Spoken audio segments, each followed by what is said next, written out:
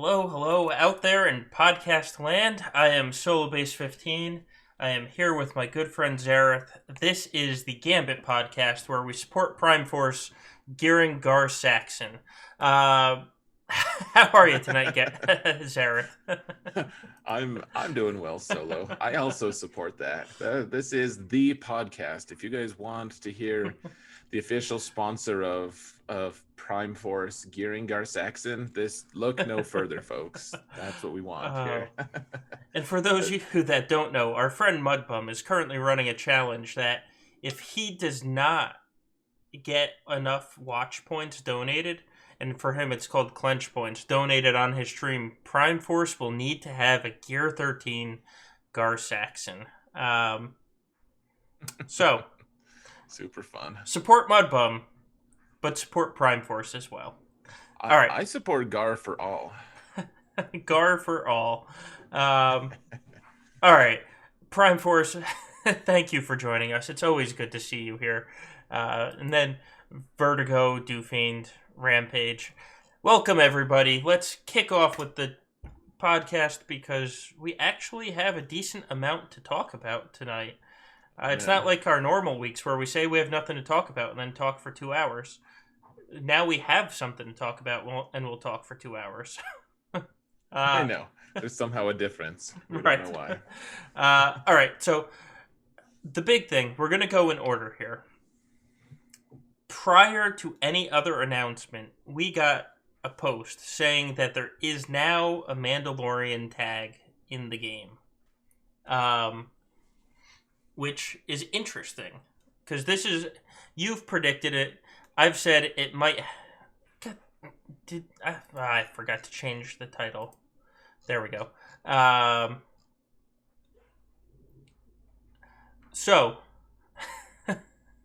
the tag is now given to the Mandalorian with Beskar armor, Jango Fett, Sabine, Gar Saxon, Imperial Super Commando, and Canderous Ordo.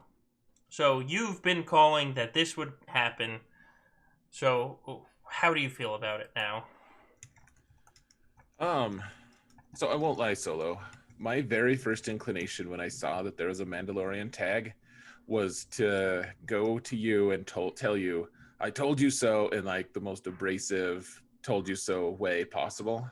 And then I decided to be an adult and not do that because I don't appreciate when people do that.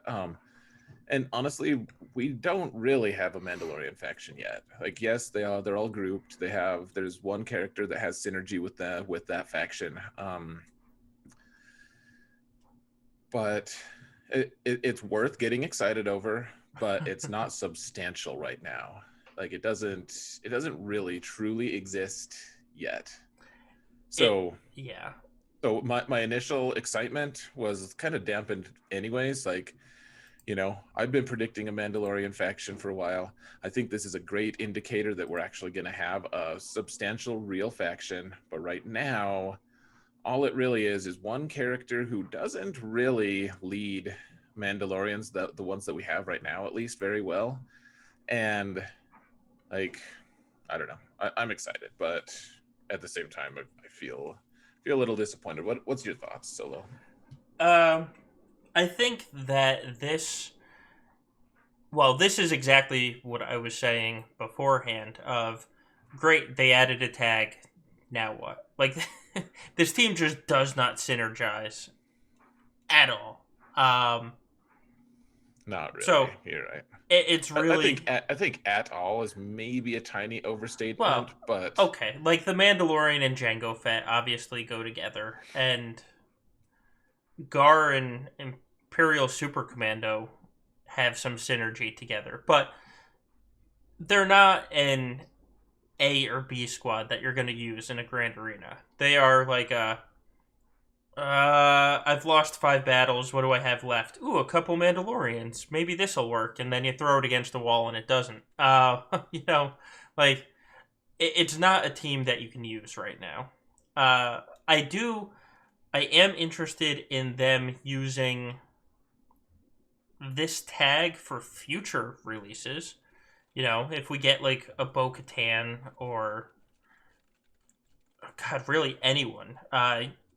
it opens up like the entire Mandalorian history, which goes back for quite a long time and has a lot of cool characters in it. So I'm excited for Um, the future. Right now, I don't care. Like, it means nothing right. right now. This current moment, we will do nothing with that. Like, Right. I and which is disappointing because when I saw that she was well, and here's the thing: so the armorer, her only tag is Mandalorian. Other than is she light side? I don't actually know. She is light side. Yeah, I think so. Hold on, I can tell you. That's so random that we don't know. Actually, I could find out. She's in my favorites for Yeah, some reason. she's in my favorites too because I am gearing her up. Yeah, she's light side support leader in Mandalorian. Um, Yep. Which every character has the first three or at least some variant of them. But well, maybe not leader, but like Mandalorian though. Which I mean, I guess I'll ask you because I have very definite opinions on this, but I'm interested to hear what your thoughts are. Like, what conclusions are you drawing from the release of the armor? And we'll talk about her kit in just a minute, but just the implications of the armor being having the Mandalorian tag only, what her kit kind of does. Like what are your thoughts, Solo? What's going to happen? What are the implications? um, I kind of feel like we're headed towards a galactic legend, which scares me because we've talked about on the show before, or yeah, on the show before that the Mandalorian is not a galactic legend yet. Like, I just don't think he is. He's had a great 2 seasons. I cannot wait for the third season, even though we're waiting a year for that. So maybe it's a year in advance setup, and he's going to come out in 2023. Uh, but right now, I don't think that there's enough for that. So I mean I have no clue. Like that's the only thing I can think of with adding all these random people to the Mandalorian tag is they're setting themselves up for something in the future. Or, maybe they have him on Mothma Turd Polisher. Who knows? But as of right now, I don't see much. I don't see much there. What about you? Since you said you have very distinct thoughts. Well, I mean, and they're thoughts that everyone shares. Like, I'm not trying to say, like, guys, I have this unique take that you need to listen to me and your mind will be blown. Because it's not that. Like, I just think that there's some very definite, obvious things. Like, the armor isn't going to just be, like, some galactic legend babysitter. I don't think. Maybe she will, actually. I don't know. But what I think what's going to end up happening, I think we're going to get a Mandalorian faction. Like people have been wanting it for a while. I think. I mean, I've wanted it for a while, so I'm biased. I know, but I think all we really need, we need like some reworks on a couple kits. And honestly, like reworks on a couple kits would just do it, right? I mean, like Yeah. Yeah. all we need is like Gar Saxon to suddenly be like a leader for Mandalorian faction, and I don't know, like a couple other kind of smallish things. We might be good. But that being said, I think that she's being released as Mandalorian only. I think we're gonna definitely get more Mandalorians, and I think that we're gonna, and this is me hoping as well. I'm hoping that, hoping, I can't talk. I'm hoping, and I think that we're going to get them soon. I think we're gonna get like Bo-Katan. I think we're gonna get like Bo-Katan's friend, the hot one, whatever her name is, Yeah. um, and Casca Reeves. Is that her name? Uh, Hell if I know.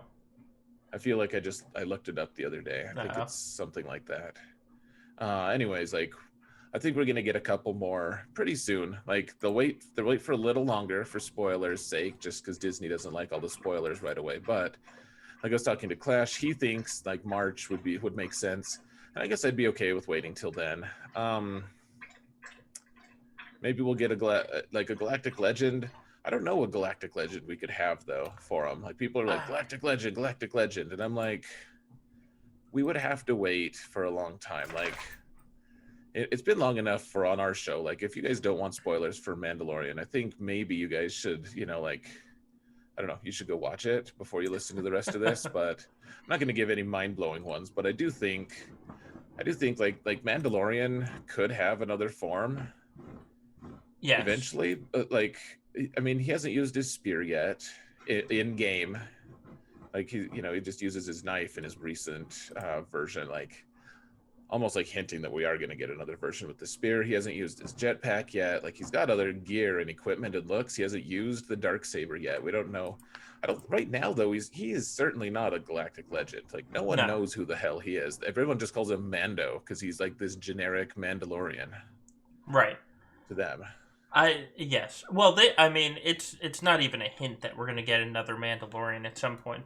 It's basically a promise from CG because they legit went on, the podcasts and Operation Metaverse, and they were like, "Hey guys, we want to specifically point out to you that he doesn't have his backpack in this one." Hint, hint. Like, you know, they say that a third. They basically said a third Mandalorian is coming. So the question is that a galactic legend? Because how do you go from the first Mandalorian to then this? I forget what they called the event. It's higher than a legendary. It's not a heroic. God only knows what term they picked for it. But so they have this event, so you can't go back down to a marquee. So the question is, is their next step up heroic journey? Is it galactic legend? Like you can't have the third Mando be worse than the second Mando, you know? Yeah, yeah, you're right. Kind of. I I mean, so they're kind of doing like they're kind of like doing a progression on his character, and so you're right about that. Like you're right that they can't just say like, hey, the new Mandalorian, he's pretty good, he's marquee. Like right. go buy shards and you have him. Like they've got to have some other event around him, and especially I mean like he's such an iconic character. Like a ton of people are saying whether or not you believe it, like a ton of people have been expressing like this is like the real Star Wars that everyone wanted, not the sequel trilogy. Yeah. I don't necessarily believe like that level of extreme, feeling, but a ton of people have been more excited about Mandalorian than the sequel trilogy for sure. Okay. And Yes. But and so oh, sorry. what's that? Go on. I do have something. I do have a theory about that. But go on. Also, I guess like, and right now they're progressing him one season at a time. Like his legend is kind of growing. He's kind of growing his followers and his stuff. Like maybe eventually he'll be a galactic legend. Should he be a galactic, like in our next batch of galactic legends? I think the answer is hell no. Like seems like it wouldn't fit at all. And there's a ton of other characters who probably would fit better. Right. So Star Wars fan base. Got to remember Star Wars fan base. Sure. But my theory on why they like Mando better than the sequel trilogies is it is much easier to put a full story in 10 hours of programming than it is in 2.5. You have to fit a lot of crap into a 2.5 hour movie to match a 10-hour storyline. Like if the Mandalorian seasons had to be cut down by 8 hours or 7 hours to fit one movie, people would probably be saying the same things. But with that said, because that's kind of just neither here nor there for the game, I do think that they have to progress the character. I just, though to be honest with you, neither Mando is truly that amazing.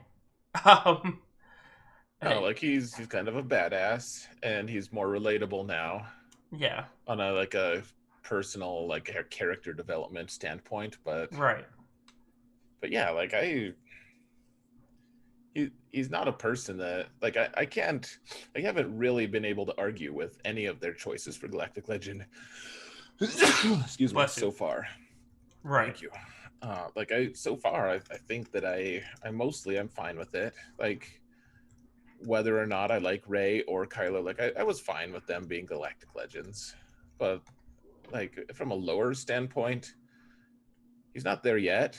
Though they are setting him up. Like I won't give away all the spoilers. Maybe next time Yeah. we will, but like I think they are setting it up to maybe open the doors for us to see a more legendary version of him. Yeah. And so this is pure rumor mongering that I saw today. Good. Apparently, there's strong rumors that they've casted the live action Thrawn. Oh wow. That would be fantastic. Now the question is that for the Ahsoka series? Is that for the Mandalorian series? Is that for some other series that we have no clue on? But if they set up a Galactic Legend, I could see, and this would have to be a year out. Like I said, it would be a 2023 Galactic Legend. It would be Thrawn and Mandalorian. How cool would that be? Oh yeah. If I mean, right now it If makes no sense. this is Like pure lore wise, it spec, makes no this is sense. But yeah, this is pure speculation. By the way, this is like going off the deep end. Um, Let me take a trip down Star Wars YouTube, basically, where they just say anything that they want and make it sound good. But you know, I mean, I can't see based on season two them doing much more well, with at with least not. with the Mandalorian. I think they can add plenty of characters, but with the Mandalorian Sure, himself, that's what I mean. sure. Well, yeah, yeah. Like I think they're done for now Yeah, with him. But right. okay, so here's the other piece though. So they've maintained a lot of time. They've said, okay, so we're not gonna just create faction tags if there's no like reason behind it. Right, of course. Yeah, And so I think that like right now there's still no reason behind it. Right now, yeah, they're worse than worthless. Like we may as well just ignore it as a faction, right? Right now, there's no point. I think I think it implies that pretty soon we're gonna get more Mandalorians. I think we are. I just yeah, think, or they'll do reworks or something. Because they also haven't said what they're working on next. Like they've said, like we're entering the age of the Mandalorian or whatever they called it, during their big announcement or yeah. whatever. Um, and they've gotten a bunch of Mandalorian stuff, that all the different characters and stuff. So yeah, I think it's fairly likely we get they're going to actually be a real faction, and I wouldn't be surprised if they were a real faction before the end of the month. Frankly, That wouldn't surprise me either. I will say that um, we haven't started talking about the armorer's kit even yet, but the armorer's lead ability reminds me exactly of Bastila Shan's lead ability. And then Bastila Shan, we all thought was amazing as a leader, and then it got replaced a few months later. So it wouldn't surprise me if that happens shortly as well, with say Bo-Katan or I mean anybody else. right? Oh yeah, there's lots of possibilities. There's lots of things to talk about though. Actually, Yeah. yeah. So should we talk about the kit? We probably should. That would you know that did happen last week after all. Uh, so we've talked about um, her tags. I'm just pulling up her kit again. Uh, let's see. Yeah, I should do that too. So I will say, and our friend Clash, um, he did his review of her, and he gave I think it was an A+ for animations because man, her special, the Earn Your Signet, is an awesome animation.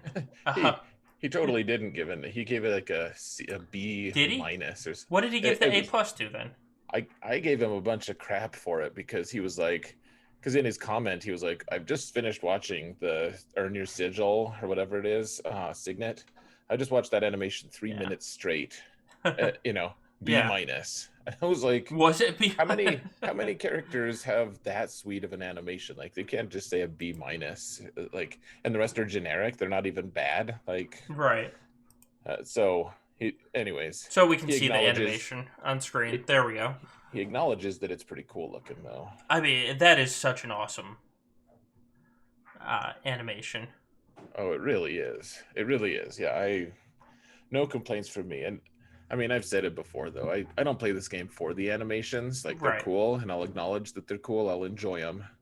But if they just suck, as long as they kind of vaguely point their weapon at the other guy, like I'm probably good with it. Right.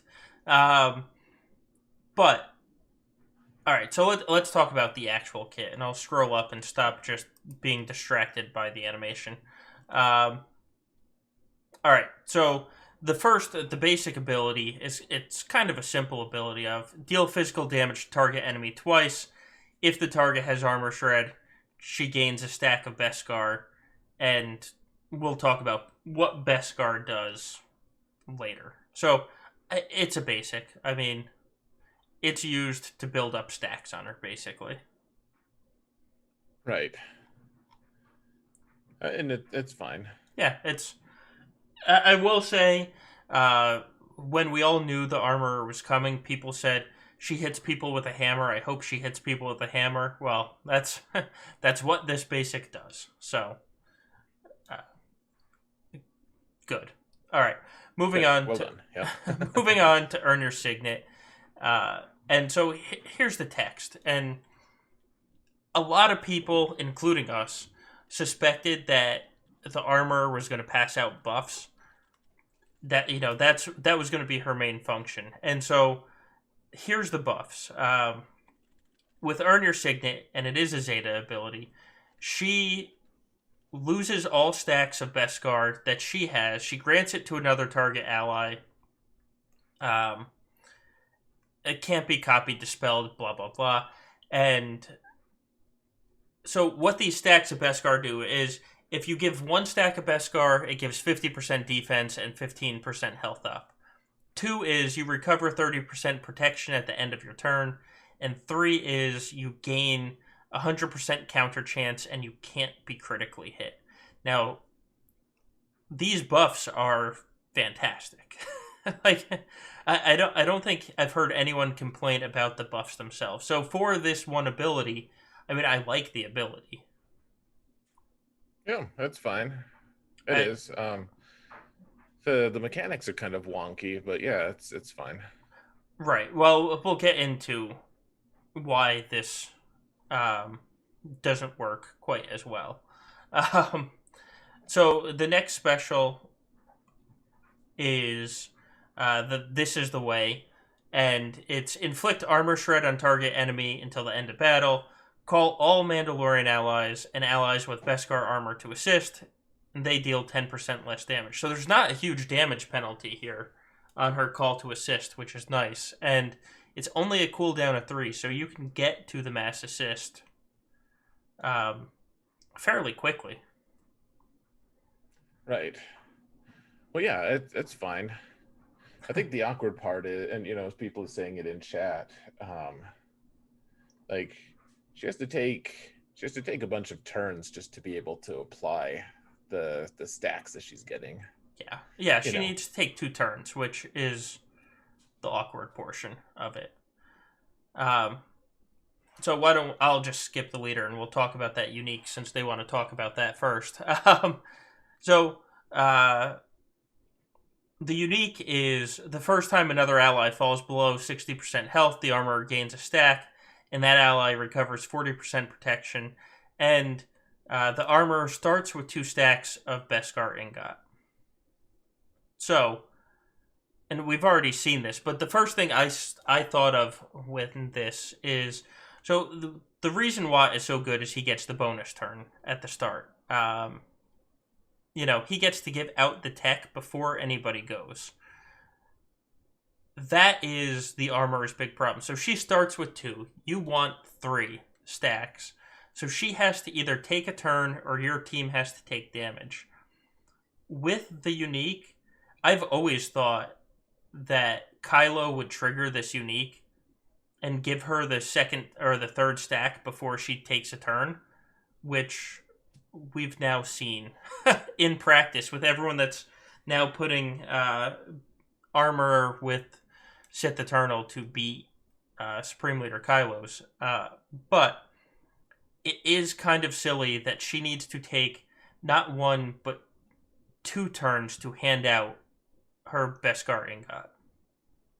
Yeah, the Beskar ingot. I just think it's gonna be. I don't know. I do think so.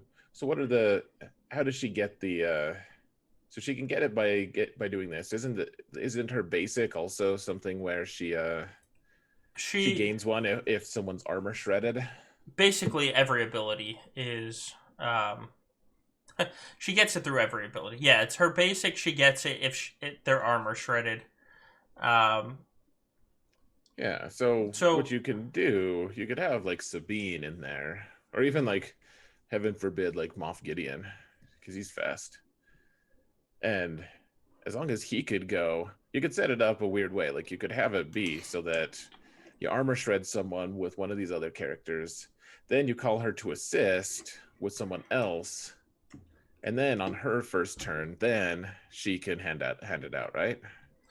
uh, right, or you could just use on her to get her to do it on her first turn. Yes.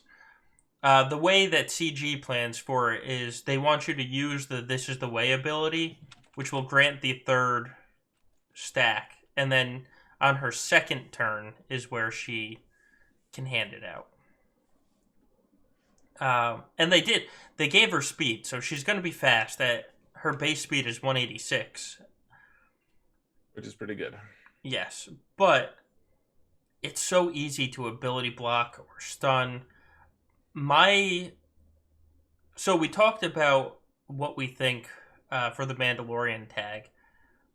I am willing to bet good money that the next Mando that comes in, she synergizes with. Like we thought that she was going to be the missing piece for the BAM team.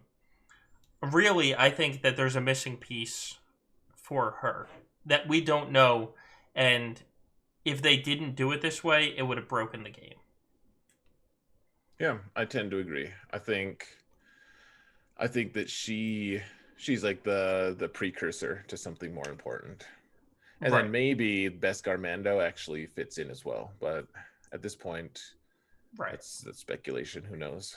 So, because I've seen a lot of people say she's garbage, including people in our chat right now, and my response to that is she might be, but legitimately, when was the last time CG released a garbage character? Right. Well, It was yeah, Rose. It was Rose. Like we're talking 2 years ago was the last garbage character that they released. it's been a really long time since they released one. We've been saying that for a while, but like, it's true. Like they're not going to miss on this. I don't think. I think this is too important.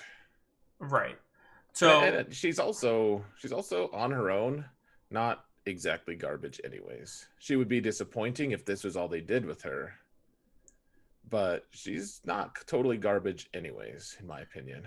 no, she's not. I think she's an offense character right now. Yes. While we wait for what's next. Right. Oh yeah. We'll see. We'll see what's next. I think we're gonna be pleasantly surprised. I hope we will. But I hope probably so. end up.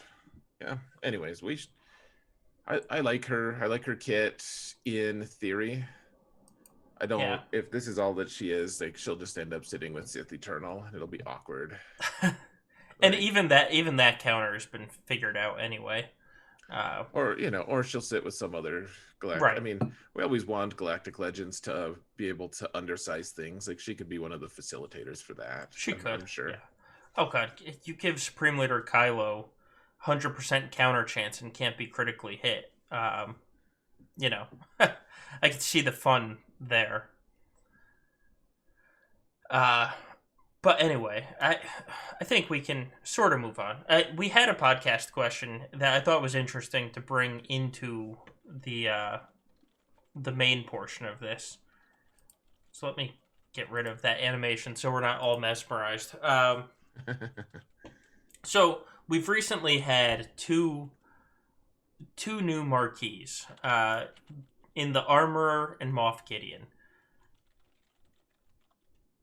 Would you whale on, or would you whale on one of them, both of them, and why? I mean, that's a weird question in It a is, way, but it's because so I mean, I've been talking about one day soon, maybe the first time I ever whale out on a character. Like I've done like the light whale method of like buying them from shipments, but I've never actually like on release day or close there to it. I've never actually like spent the 300 ish or 200 whatever it is now to be able to whale out or to get them 7 star. I've never done that. So asking me like would I do that? Um, no, no, and yeah, I maybe we'll start seeing more and more of Gideon. Like people have been singing his praises and thinking he's amazing, and all I see from Gideon right now is yeah, you can like kind of replace him on a Ray team, or sorry, on a Ray counter team, and like you could replace Watt with him, and that's cool and all, but then you get terrible banners and it's real sketchy anyways. The videos I've seen anyways, like people have said, oh yeah, it's super consistent, and the people I see doing it, maybe they can win most of the time, but they get like 52 banners or something. It's not pretty. And right. then what the hell do you do with Watt? Like you does Watt just suddenly magically make some other galactic legend counter work without also having Thrawn? I haven't seen it yet. I haven't seen all the pieces moving.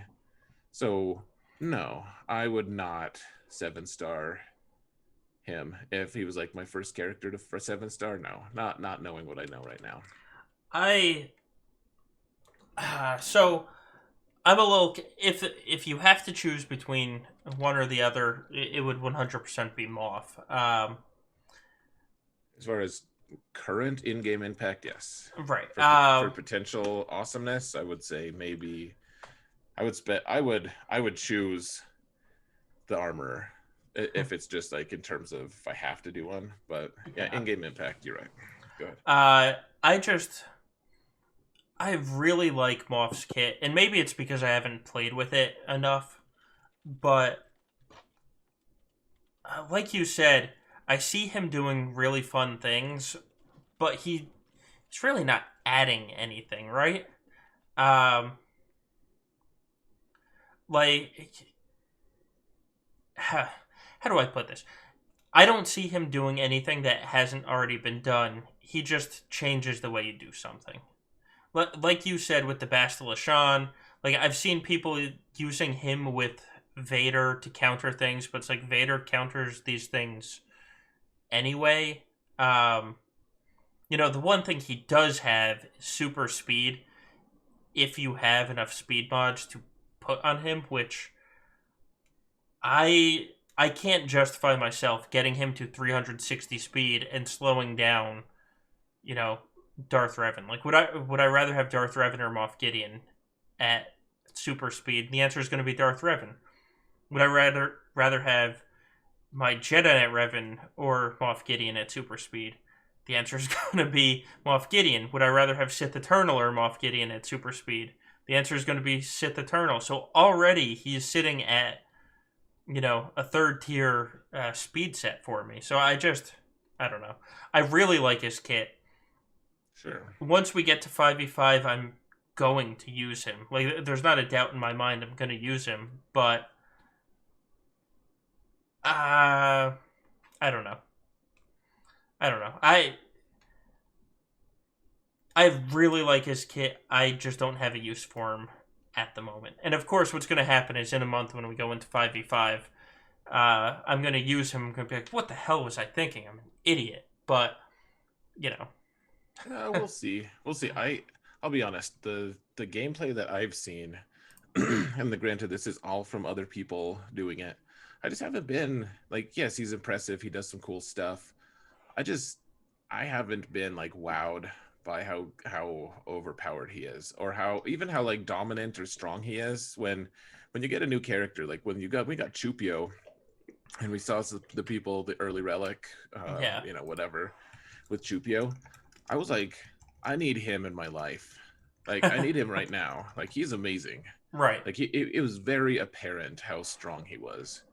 And Moff Gideon, I see some people getting some like pretty bad scores against Rey with Vader when they could have just gotten a way better score with Watt instead.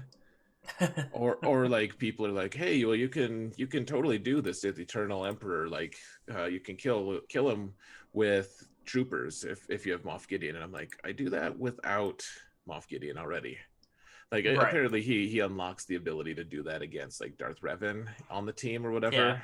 So yeah, there's absolutely some uses for him, and I'm sure that I'm out like I'm underselling him, but I'll say this though too, like people, our community gets into this idea. I mean, this is society in general, but like we latch onto this idea that this one character is amazing, and like without having a ton of evidence, people start spouting the same thing, like, oh yeah, he's amazing, he's great, I'm gonna wail on him, I'm gonna do all this stuff, like, and I just remember so vividly when Fulcrum Ahsoka came out, and I was just like, I don't think she's gonna be that good. Like, call me crazy, I've seen the people who have wailed out on her. She doesn't seem to be that great. She seems like a big pain in the ass to try to like get all of the stacks, and then she could like one shot someone, but it's so much work that your whole team is like dead until like she does her one hit, and then the rest of her team is dead around her.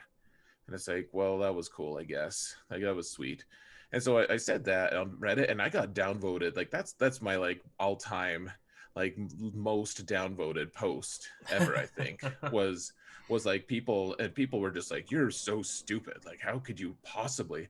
And now I just want to get on and be like, so did that like all those downvotes, all that rage, all this stuff, and me just like I wasn't even abrasive. I was just like, I don't think it's she's gonna be great. She doesn't look that good to me, and people just like hated me for it, and then I was right.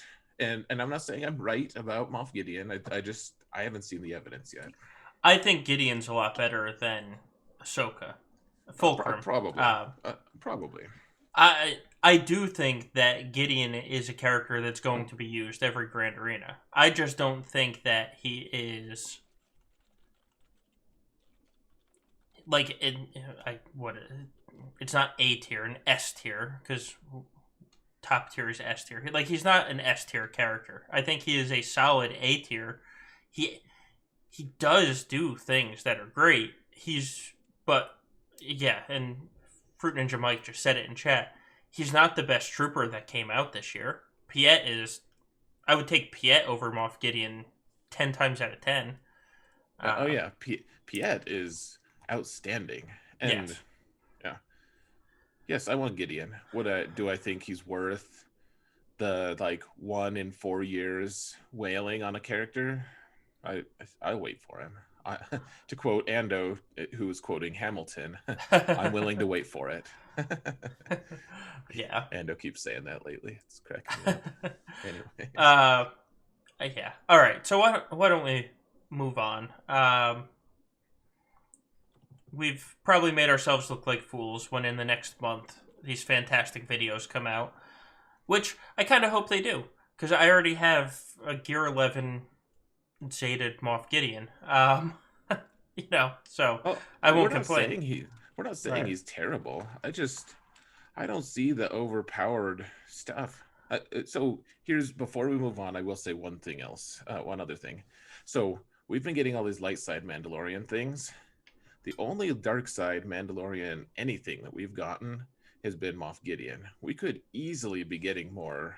Like, like people talk about, like, oh, well, they're out of characters from season one for Mandalorian. Like, they're gonna stop because they're not gonna release anything from season two. If they're gonna continue into like March at least, until they release like Bo-Katan and some of the guys from season two, I think that February would be a fantastic time to release a few of the troopers and maybe some of like the miscreants that Mando has to work with in season one, Oh we yeah, could we could easily have some dark side characters who synergize well with Moff Gideon, and then he might just be bonkers good with them. Who knows? But they right. could easily do that. Yeah, yeah. Uh, there's going to be more Mandalorian stuff, so we will all see. That's we'll see. I'm really curious when they release the season 2 stuff because season 3 is going to be over a year away. So, season the follow-up season 2 came what, 10 months after the end of season 1 roughly, like right around that. And so they started releasing characters there. Are they going to wait 13 or 14 months to release characters from season 2? Like that seems kind of silly to wait that long and just lose all the hype.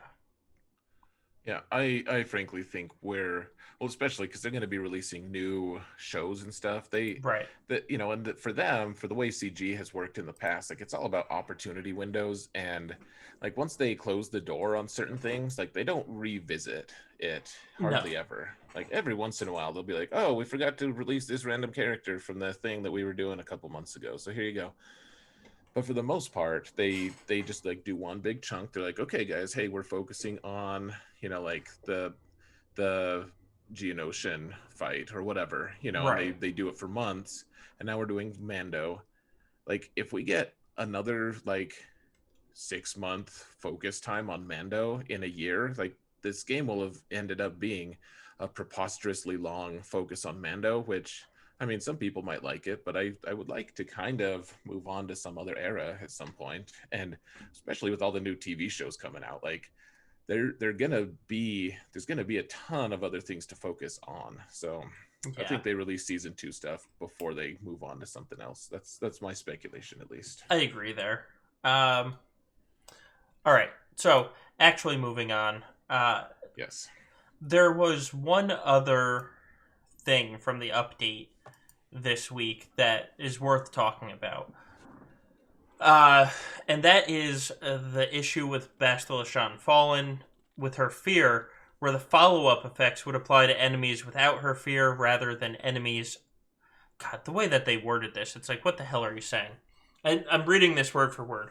Fear fixed an issue with Bastila Shan Fallen's fear, where the follow up effects would apply to enemies without her fear rather than enemies other than the target and the randomly selected enemy. Like, could you just speak normal?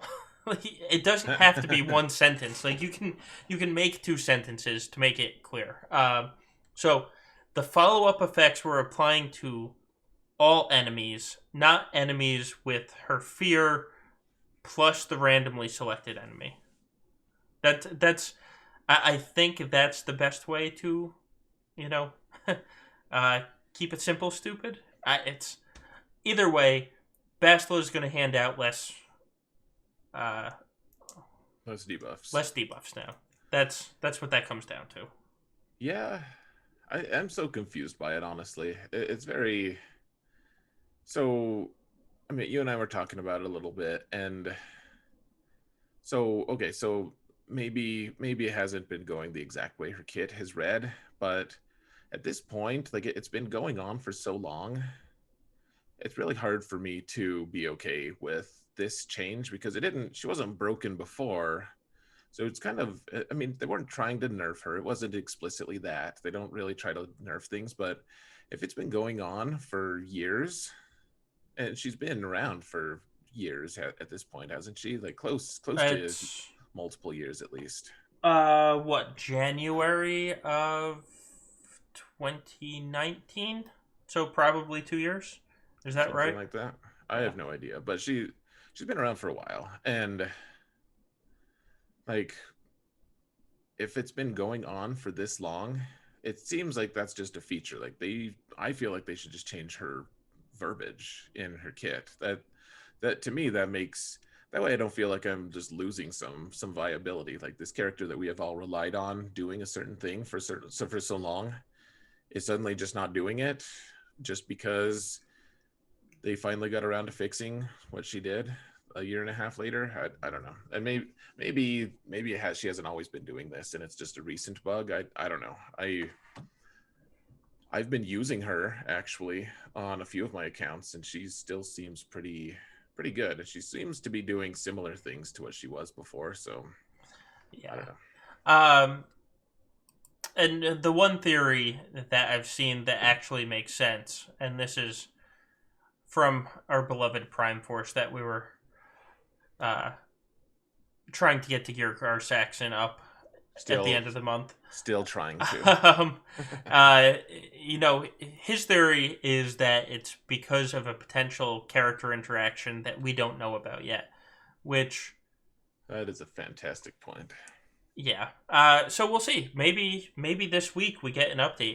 It has been quiet for, other than the armor, it's been quiet for over a month. Which is part of that's because they took a break, but you know that they had a plan for after the break. Like you don't take a 2 week break and then take a 4 week break from releasing content. So I'm willing to bet something is coming before the end of this month.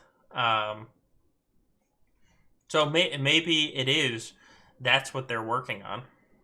Maybe that's why they fixed it is because by the end of this month we're getting something new. It very well could be. Yeah, I'll be very interested to see what they end up wanting to do with that with that like and that does make perfect sense. Like they wouldn't make yeah, this change has been so old. They could have fixed it a long time ago. They haven't really cared about it. Suddenly they care about it and whether you want to be cynical or not about it, they've also like it's been a thing that for them a lot of times they have to have some kind of I don't know. I always see it like I got my master's in public administration. So you talk about like policy windows and, like reasons they change, things change and everything. And I'm not going to get into all this theory, but like a lot of times you need some kind of support for it. Like you can't, you're not just going to just do it randomly out of the blue. And no one, I never heard a single person complain about her and what her kid did. Like no one cares about that interaction, frankly. Like it was a good, she's good, she's a little less good, but she's still good. Like no one cares. And so for them to just like randomly change her kit, it does seem like there's got to be a reason for it. Right. Right. Um, yeah, we'll see. I If it really is a character coming up in the next 2 weeks, I that will make me very excited. Actually, that make it 2 weeks, please, because I have to. I'm still gearing up the armor, and I'm stuck on gear 9 right now because she needs 100 Kyrotex to get to gear 10. So maybe if they could wait another week or two, or give me a week's worth of assault battles to get the Kyrotex fast. Oh man, yeah, I agree. It was a huge pain in the ass, frankly, to try to do all those assault battles on all three accounts, but it did some really good things for my resources. Which of Right. course I just spent them on irresponsible things like K2, but you know, it felt nice anyways. Right. Right. Yeah. Um, all right. We've babbled on long enough. Why don't we actually talk about Grand Arena? Oh good. Oh, good. All right. So, guys, we both had 3v3 started this season. Obviously, it's the new season of GA Center. We both want to start strong so that we can beat Fruit Ninja Mike this season. Um, so, how'd your week start off? My week was so my first match. So it's no secret. I've put out a bunch of videos about the Zareth way of 3v3. It's super pretentious sounding, I'm sure, but like all I'm trying to say, like just for those of you who haven't listened to or seen any of my videos about it, like it's basically like Galactic Legends stress me out in 3v3. They make 3v3 less fun, like significantly less fun.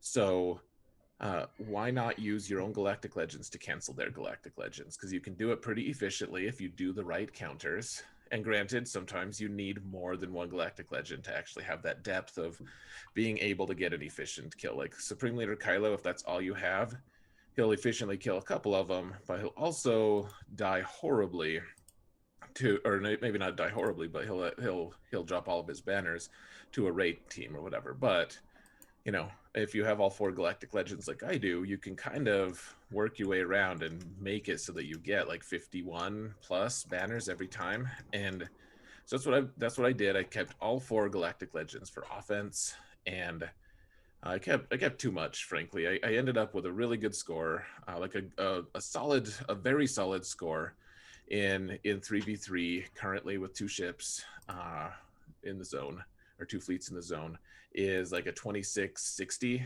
Like you're very happy and generally going to win if you get a 2660 or above. Like 2650 is actually pretty decent. And I ended up with a 2671, which may be my highest score on this account. So yeah, it was very good. My opponent ended up not being able to full clear me anyways. You could tell he was a little less competitive. That happens in week one. Yeah. Though I don't know, like he's made Kyber before. Like he's a good player. I just, you know, whatever. It ended up nicely and relatively stress free. There was a point where he was super efficient and he could have beat me if he had maintained the momentum, but then I mean, inevitably, that's how it goes when you put an FU defense down. Even if you keep all your Galactic Legends, my defense is still tricky. Eventually, lost momentum and you know Yeah. lost. So, anyways, got the win, which is very important for confidence and everything going into the new season. How about you, Solo? How did your match go? My first round, honestly, isn't worth talking about. My opponent only had one Galactic Legend, doesn't have Jedi Knight Luke, doesn't have Watt, doesn't have Malevolence, only has a 5-star Negotiator, and has a Gear 11 Hoda, Piet, Chupio, and Beskar Mando. So, um, he didn't do much. I kind of felt bad, but, Oh, and talking about mods, he has a total of 164 plus 10 mods. So it Oh my it, gosh. it was not nice. But he does have, let's see how many, 17 more R7s than I had. So he had that. Um, Oh. and this is the perfect example of why you don't R7 everything. uh, yeah, Yeah, every once in a while you get one of those opponents who they're like completionists and they're like, okay, I wanted my Darth Revan team to be good, right, so I'm just gonna. I mean, I'm just gonna finish that entire. I'm gonna finish the whole faction, R7, the whole thing. right. Then I don't have to worry about them ever again. Yeah. And now I'm like, so do you want to R8 him now, like Darth Revan Relic 8? Yeah. Do it. Yeah. This guy has a total of 9 full clears in his history. Um, so, like I said, it honestly wasn't worth talking about. It was a mess for him. He cleared one zone of mine, and that was it. I full cleared, obviously. So that was my first match. That means we're headed into the Gambit Fight Night. We're both want to know how how'd you do? So let's see. I faced. All right, so I was in the same pod as one of my patrons who he doesn't really like 3v3, but I was actually people in my stream. I was doing like a scouting stream the night before we did the night before the first match happened. So I was talking about my patron. They're like, oh, like in the stream, they're like, oh, if you're my if you're a Zareth patron, like, do you get an automatic win if you face Zareth? And I was like, there's just no way that's ever happening. Like, if they win, then they win, great. but there's actually more incentive for me to beat one of my patrons, because a lot of the people who want to, sign up for it want to sign up because they believe in my, I don't know, like transcendence is way too strong of a word, but like my ability to play the game well and competitiveness. And if they can beat me already, then why do they even, like want to Why sign up join? for it? Yeah. Right. And then it devolved into like, well, what if your wife played the game? I'm like, no, she doesn't get a handout. And then and then someone was asking if my mom played. I was like, no, she doesn't get anything. Like, you earn your wins. You wanna play against me, you earn your wins. I don't want to hand out either. So anyways, it did devolve a little. But all this to say, my second round opponent did beat my patron. And so, I needed to, in some ways it was like, I don't really care about the, oh, I earned us vindication, like Yeah. I avenged you. I don't really care about that as much. But it was like, well, this is a way for me to maybe get a little credibility, more credibility of just like, okay, well, you couldn't beat him, or you didn't want to, whatever. You know, but I can beat him. So, anyways, I placed a pretty tough defense. I changed my defense in the back zone quite a bit, and my opponent, yeah, my opponent ended up. What happened? He lost momentum, and I think maybe he full cleared me, but it wasn't super efficient. So, I ended up with almost the same score as the first round. So, the thing about this guy though was he's so efficient. Like scouting him, he got super high scores. I was pretty nervous going into it. He had a pretty high lifetime GP, and yeah, it was a pretty tough match, and I was happy enough. I ended up beating him by a significant margin, but I don't know, like a couple missteps on my end could have really sealed my doom. So happy enough with the win Yes. there, and against a guy I think you'd faced him just recently too. I So it was had. also like he's also like, don't lose to the guy solo beat, you know. So we got into the finals. That was nice. And so you're in. It's also Gambit fight night for you, Solo. How was your match looking? uh, it well, you know, so I at least was facing somebody that had all four GLs. And he is actually better. He was a better player than my first opponent. In fact, in the pod, he had the third highest amount of lifetime banners. So it was a better match. Um, but I again, he couldn't full clear me. So the one thing, or on this one, I was able to one shot. Oh wait, did I one shot everything? Yeah. I Uh, think you failed once, didn't you? yeah, I failed on Ray. No, that Yeah, that was my alt account. Um, failed on something. I thought. Oh, it was no. a you used Mon Mothma. You couldn't kill L3, Oh, that was right? that was in round one. No, round two, I one Oh, shot full cleared, and then okay. Oh yeah, you just didn't alt end up lives with a don't matter. score that I was. I was just like, wow, that wasn't like the most impressive score, but It was I think. no, it was 26-62 on fight night. Oh, then Yeah. never mind. I don't know. I don't know, Solo. Just don't mind me. Yeah. No, I was able to one shot full. There wasn't anything. I don't know. There was nothing that special about the fight. That's the problem with this first week of matchups is you get a lot of matchups of people that just aren't going to advance out of Rhodium. you know, so like they have decent accounts. There's not much to talk about in in the Monday morning quarterbacking. Right. Um, so we're both 2-0. And real quick, thank you to GOM and Operation Metaverse for rating in. It is always appreciated and good to see all of you guys. Great So to see you guys. we are now both 2-0. We're headed into the championships. How did you end this? How'd you end up? Well, so first I want to say that the Gambit Alliance has been a lot of fun. We have 7 people in it now. Gom, who just raided into us, is one of them. And so, anyways, we all consider ourselves, like pretty like I don't know, like competitive players, I guess. We try to be top end if we can.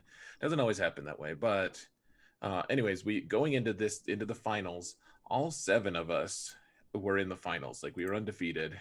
And so we were all like, don't mess this up, guys. Like we want to go 21-0 for the Gambit Alliance, for the first week. That would be sweet. And so, like then Ando goes in and he ended up like pulling it off, and it seemed like he might have kind of a sketchy final result, and he pulled it off. And then I don't know, we everyone started winning, and I'm face off against a dude from Wolfpack, and I'm like, if someone else in the alliance fails here, like that will make me feel a lot better, just like on a personal level, so I don't mess it up for everyone. So I'm facing this dude who you faced a couple times. So Yep. you beat him once and you lost to him once. And name is Chowbaka, good player, great account. Wolfpack is one of the best, if not the best, PvP guilds out there.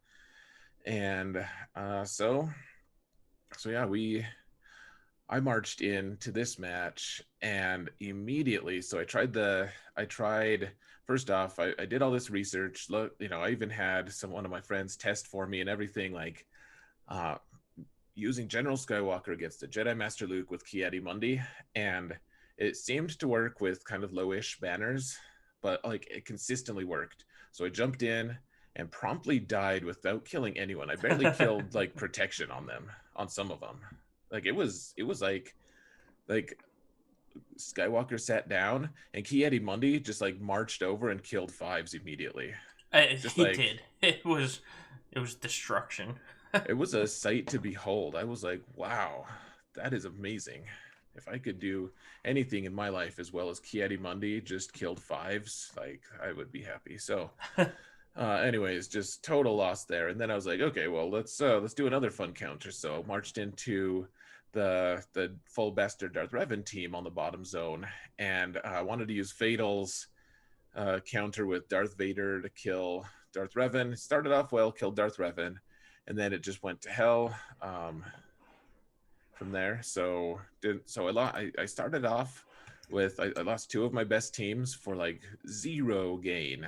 Like I killed Darth Revan, I guess, for Yeah, but I you at least dropped got 40 Darth Revan banners. out on that one.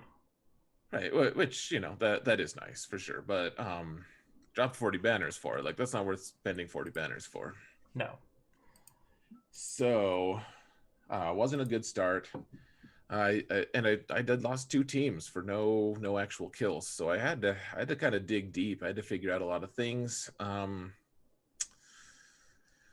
Ended up using our buddy, also part of the Gambit Alliance, Calvin Awesome, was watching. He suggested, I was like, man, I want to use Nest against this team with like it was like an old Ben team with my sister Spirit. It was like this hodgepodge, and I was like, I don't know if Spirit with relics just one shots Nest or what. If I don't get if everything goes poorly. And so he suggested I use Dengar to reduce the crit damage, Dengar lead. And I was like, oh, perfect. So I ended up with 53 there, or 51 banners against that squad. Like I did a bunch of pretty weird stuff. Ended up with a pretty bad score.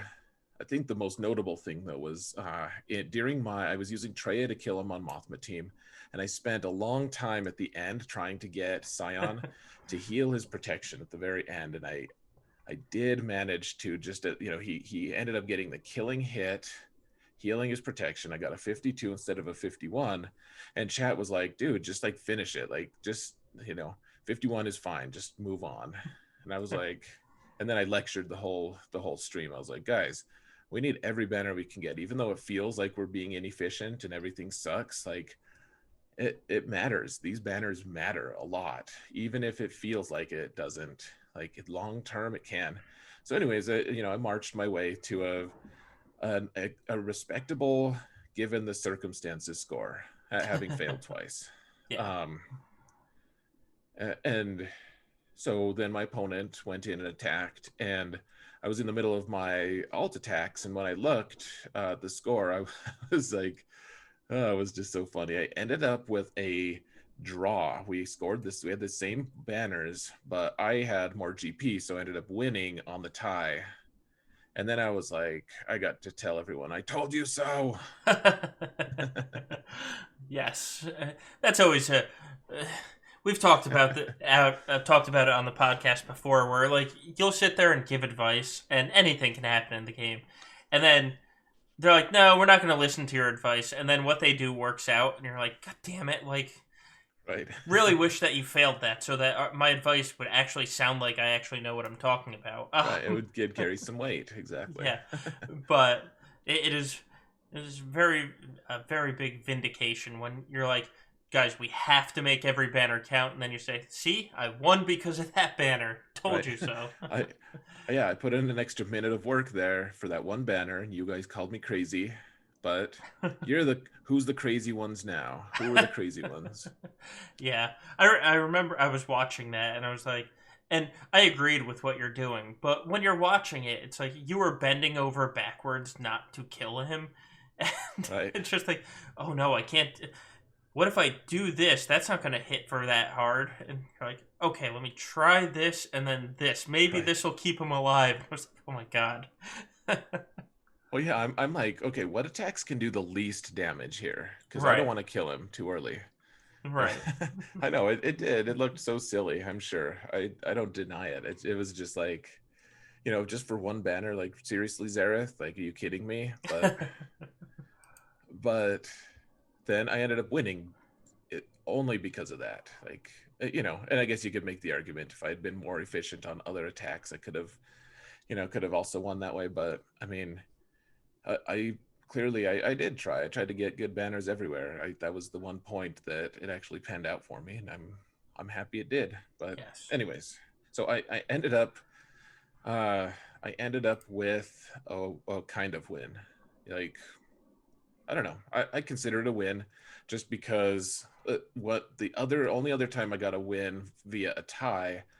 So I got a tie. I got a win from it because of GP again. So I'm 2-0 on ties. I asked a bunch of people if I should just add another column in my win loss column, like if I should just add a tie there, and they were like, no, just count it as a win. Like the overwhelming majority of people just said no, count it as a win, and then if you tie and lose, just count that as a loss. Like just treat it as win loss. So Yeah. that's what I'm doing. I'm counting it as a win, even though kind of wasn't. I don't know. He was a good player, man. I feel extremely fortunate that I could have beat him, or even get a draw against him. So happy enough with that result. Hopefully, I have an easier group next time. How was your finals solo? My finals was interesting. So my guy actually usually put 3 Galactic Legends on defense, or at least going back, uh, a month and a half now to back when the last 3v3 was. He was always putting 3 on defense, so I had to kind of game plan around that. This is the irony of this week, by the way, of you're keeping all the Galactic Legends for offense, and I just could not justify having or not having a Galactic Legend on defense, which is the complete opposite of how we usually go on these things. But so I put my Jedi Master Luke in the back because he almost always put Supreme Leader Kylo on defense. So I put Jedi Master Luke back there because obviously that is not. He always kept Supreme Leader Kylo for offense, and then put the other 3 on defense. That's what I meant because I can talk. So I put my Jedi Master Luke on defense because it's the big fu to Supreme Leader Kylo. So I open up the board and he placed Rey Queel in IG-11, and his Rey was R8. He also placed Bastila, JML, and Watt in the front zone, and I was expecting to see Sith Eternal in the back zone. So I had to get through the Bastila, Jedi Master Luke Watt. And I know Sith Eternal, I've seen some people time out on Sith Eternal versus that team because this Jedi Master Luke is built for this team. He has over 200k health. Every time he took a turn, he was recovering 240,000 protection.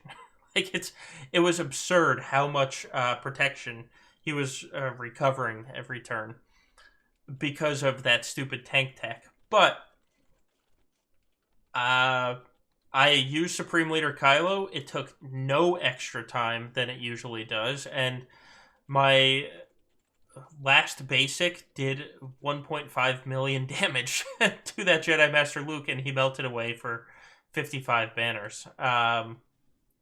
Then that Ray, Queel, and IG-11 team. God, IG-11 is so annoying. His IG-11 was even geared 12, and it still took 3 whirlwinds to finally get him down. But I was able. My Ray is also R8, so I was able to get his Ray down. I opened up the back zone, and he kept 2 Galactic Legends on offense for the first time in my ability to scout him. So the back zone was a lot easier than I thought it was going to be, which let me clear for pretty efficient banners. He was able. He was the first one of my opponents that was able to full clear my defense, but I placed Newt Dooku and L3 on defense, and he lost to it 3 times. So I ended up getting the win because he lost to Newt essentially. I mean, Nice. I ended 3-0, which was fantastic. You had talked about how uh, the Gambit Alliance was perfect coming into this round, and we walked out perfect, which was very nice to start 21-0. Yeah, yeah, I know. Someone was, I think it was Calvin, who was like, "Oh, nice. Are we 21 out of 21 wins?" And I was like, "Well, kind of like 20.5 out of 21, but let's round Yeah. that up." Oh, It's a good feeling though. it We're is. not all gonna go 12-0, is my guess, No, but no. I mean, I would like to, but it would be sweet. that's Yeah. that's just it's too hard at RGP. When you face 4 Galactic Legends almost every time, it's hard to go 12-0. Yeah, one misstep. Like that was my big misstep is I should have just used Sith Eternal on his Jedi Master Luke Yeah, immediately. Like that's right. what I ended up killing him with anyways, and it was easy, it was good banners. 100% should have done that. Uh but I was like, oh, I'll get fancy, and that almost it came so like the closest possible to costing me everything. So, Right. what but it's just one misstep. Like I can't I'll openly admit, of course, I make mistakes. I make a ton, and I think the margin for error, though, like you get these guys who are invested in their accounts. They spend all this money on the game, and they want to win, especially if they're facing someone who's like, their whole guild is like, dude, you got to beat this guy. He's like, he's on Twitch. He does YouTube stuff. Like, you got to beat him. And they have all this, they're trying to beat me. They're gunning for me. Like, like in general, people are going to recognize this, and so it just, uh, you know, that margin of error is just so small. You make one mistake, and it just costs you everything. That's how it works. It is, but I will say in 3v3, and we've talked about it before, and we talked about it on the roundtable. Uh, 3v3, more losses happen in 3v3 than they do in 5v5, and it's probably just because there's 11 teams and you know 11 battles instead of 7 battles. By definition you're going to have more losses. But I feel like you can make more mistakes in 3v3 because your opponent, there's also a greater chance to make a mistake in 3v3. The harder part about 3v3 is I find it a lot harder to regen banners because the fights are over or can be over when you have these strong teams so much faster. It's like, oh, where did that team just go? Like when you're using Jedi Knight Revan, you almost have to try and not kill people, but how do you call Grandmaster Yoda to assist to restore his protection without him killing somebody? So I feel like in 3v3 there's a lot more 51s and 52s as opposed to 5v5 where it's easier to get 59 or 60. Right. Well, yeah, like 5v5, you can kind of start pumping the brakes once you've killed a couple of the key characters and kind of, regenerate your stuff or, be able to control everything. 3v3 is just chaos a lot of times. Right. It's It's like, oh, you did. Like I practiced a bunch of times using Mon Mothma with the K2 and Cassian against Grievous, and against a certain build the other day, and every single time I would have gotten a 54 practicing it, and yeah. then in practice I ended up getting a 52 because Grievous just had a slightly different speed and his timing was off a little bit, and he did an AOE right before I could heal up, and there was no recourse. Like it was locked in. I had unless I got really lucky and missed him a bunch, Yeah. then there was no way I could heal in time. So yeah, like 3v3 is just more chaos for sure. It's more chaos. That's just the way we like it. All right. Uh, so we've talked about our weeks. Let's move into the podcast questions. We've got some, just one or two. By one or two, I mean A through L. Really should number those instead. My gosh. Okay. So, all right. Let's get through a few of them. Well, we have some time. We've actually kind of made decent time tonight. Yeah.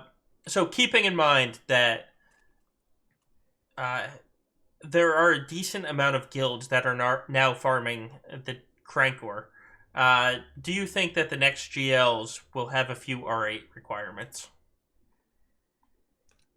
Um, maybe. Gosh, that makes me so nervous. Yeah. No, I, I don't know. Maybe one.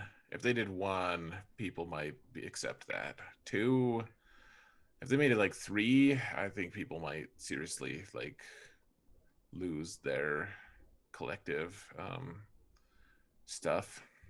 Like they really might get out the pitchforks. I don't know. Eventually, relegate will be part of the requirements, though. That's absolutely true. It's still so new. And that it's so unavailable to so many people unless you spend a lot of money. I just like it's a if you're not in a guild who can finish it, who can finish the Crayon Core, then you have no other recourse than to spend $100 for one Relic 8 character. So to me, it seems like it depends on when they announce the new Galactic Legends. If they announce them like next month, then I don't. My bet would be no. I wouldn't be that surprised though either. So what do you think?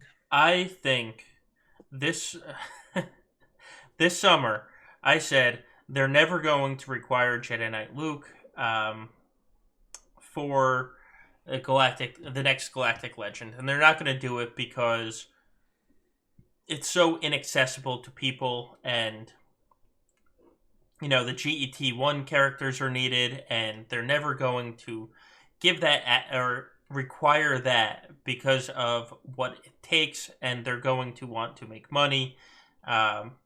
And adding Jedi Knight Luke as a requirement will not make them money, because why would people rush to gear these characters up when they can't get Jedi Knight Luke? And then they require Jedi Knight Luke. So, I was completely wrong. Having learned my lesson once, I 100% think that there's going to be a R8 required for each of the Galactic Legends that are released next time. I 100% think it's going to be a requirement. Because they need to give a reason for people to spend money to complete this raid. And I have seen so many people, including in our guild, and there are people that still try in the raid because they're smart enough to know that you have to, if you're in a higher end guild, you have to you have to compete in the raid. I've seen so many people in the guild say these raid rewards just aren't worth it, and the people in the younger guilds are going to say the same things, because if you only have 3 R7s on your roster, why do you care about R8? Like, legitimately, if you don't have many R7s, R8 means nothing to you, because you can't. There's no point in getting somebody to R8 if you don't have R7 right now. Yeah, my alt Right. is it's like this novelty. I'm like, oh, look at these mats that I won't use for a long time. Right. So So funny. CG needs a way to get these players to want to compete in the raid, and requiring an R8 is going to be exactly what is going to want people to compete in the raid. Because they want the next Galactic Legend. And it's not always about the free to play player, it's about getting the collector to spend. You know? Realistically, keep the doors open. You need to get people to spend money. How do you do that? You require R8. That's, I mean, the business side of things.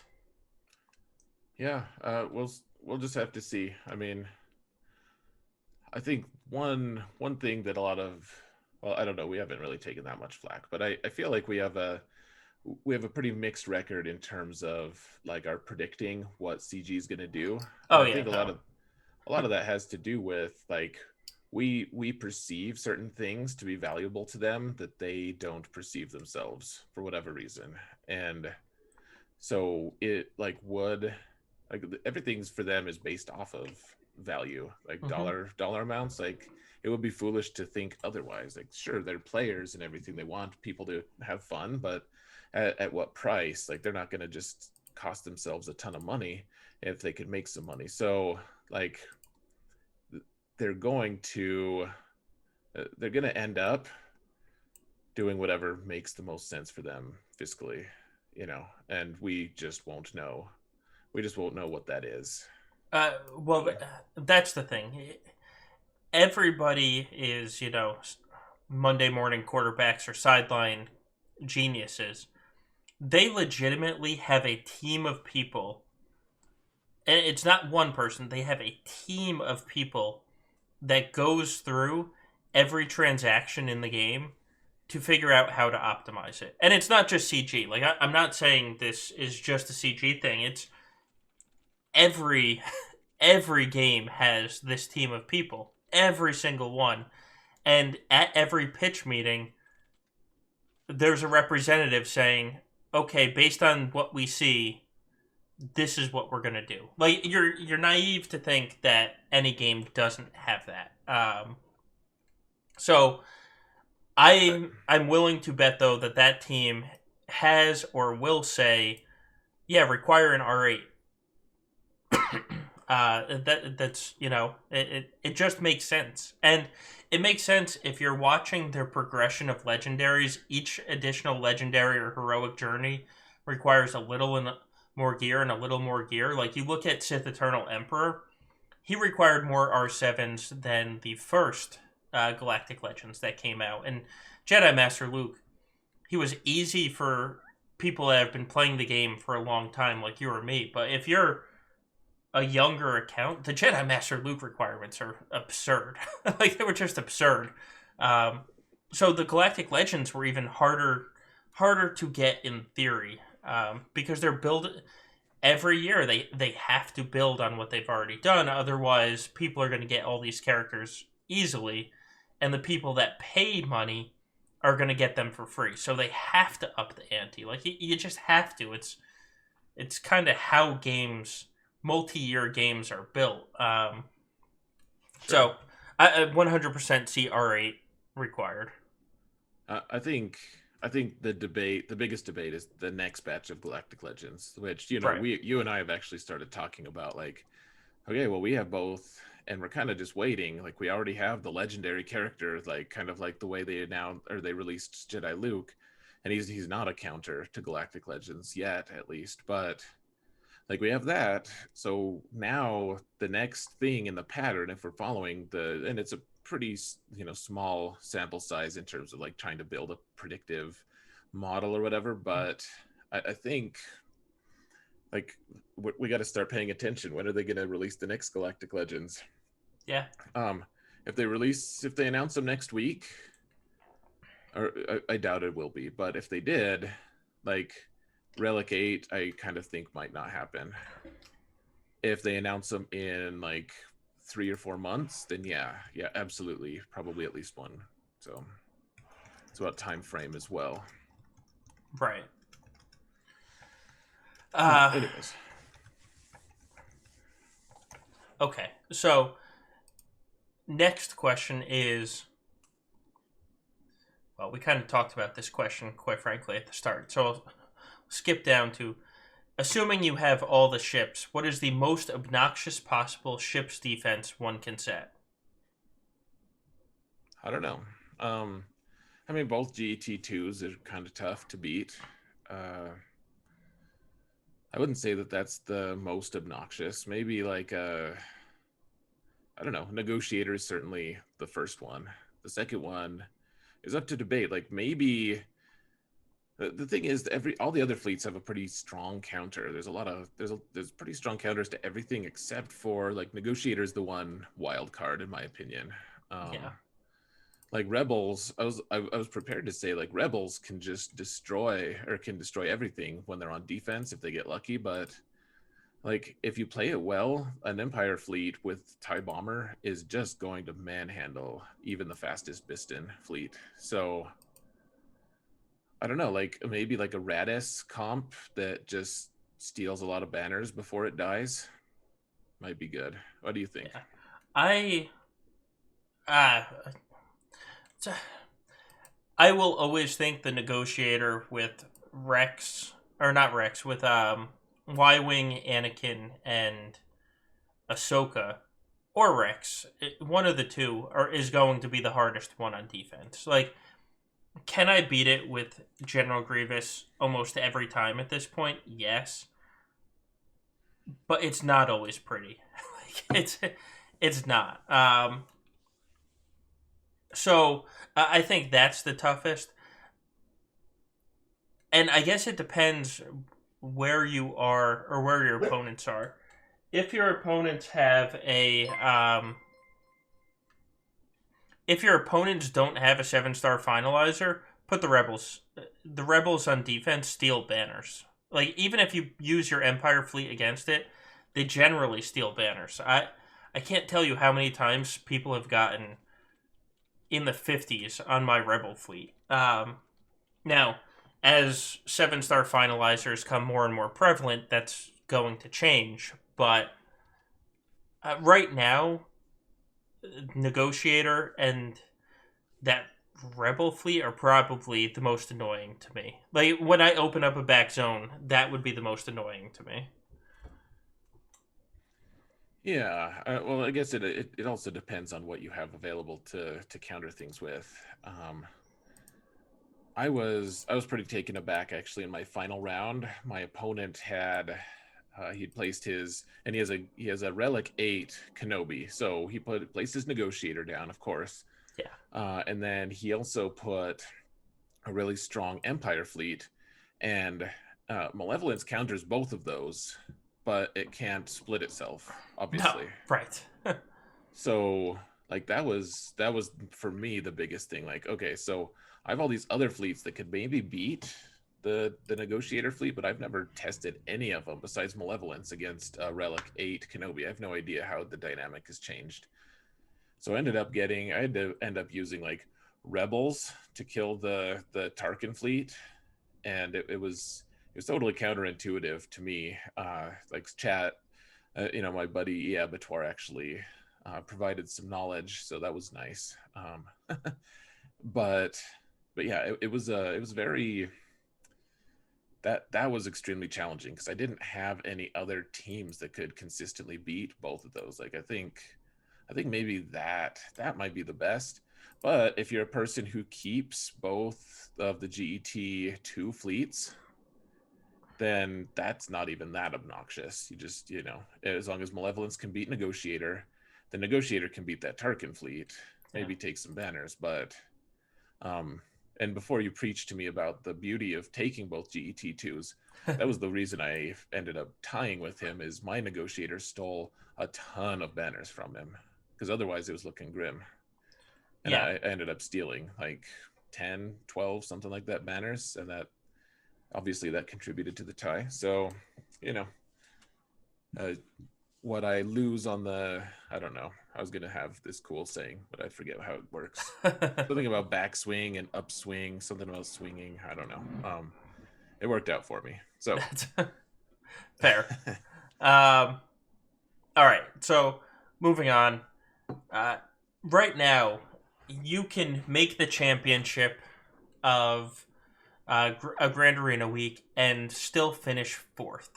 Do you think that should be changed? Do you think that there should be separate prizes for first and second, and then third and fourth, and then whatever the other was it fifth through seventh get the same, and then the loser gets the loser.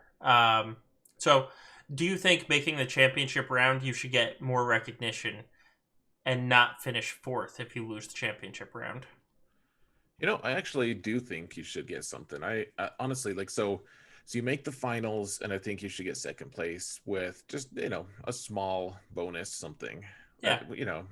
an extra omega or something. I don't know. Like back when I used to play other games competitively, we used to have we used to, it used an elimination tournament model. So it was like you have 256 people enter, and I think you play 8 games to get to one undefeated winner. So there's one guy who went 7-1 and only lost the last match in the finals, and that could feel pretty crappy, of course. So because that's a tremendous achievement, going 7-0 and then losing to the eventual badass champion guy. Like, and yet then the way a lot of tournament software will go, then they'll go off of strength of schedule, and if you have a kind of a couple twists of fate here or there, like you could end up in like fourth place, and it's like or even like seventh place, something like that.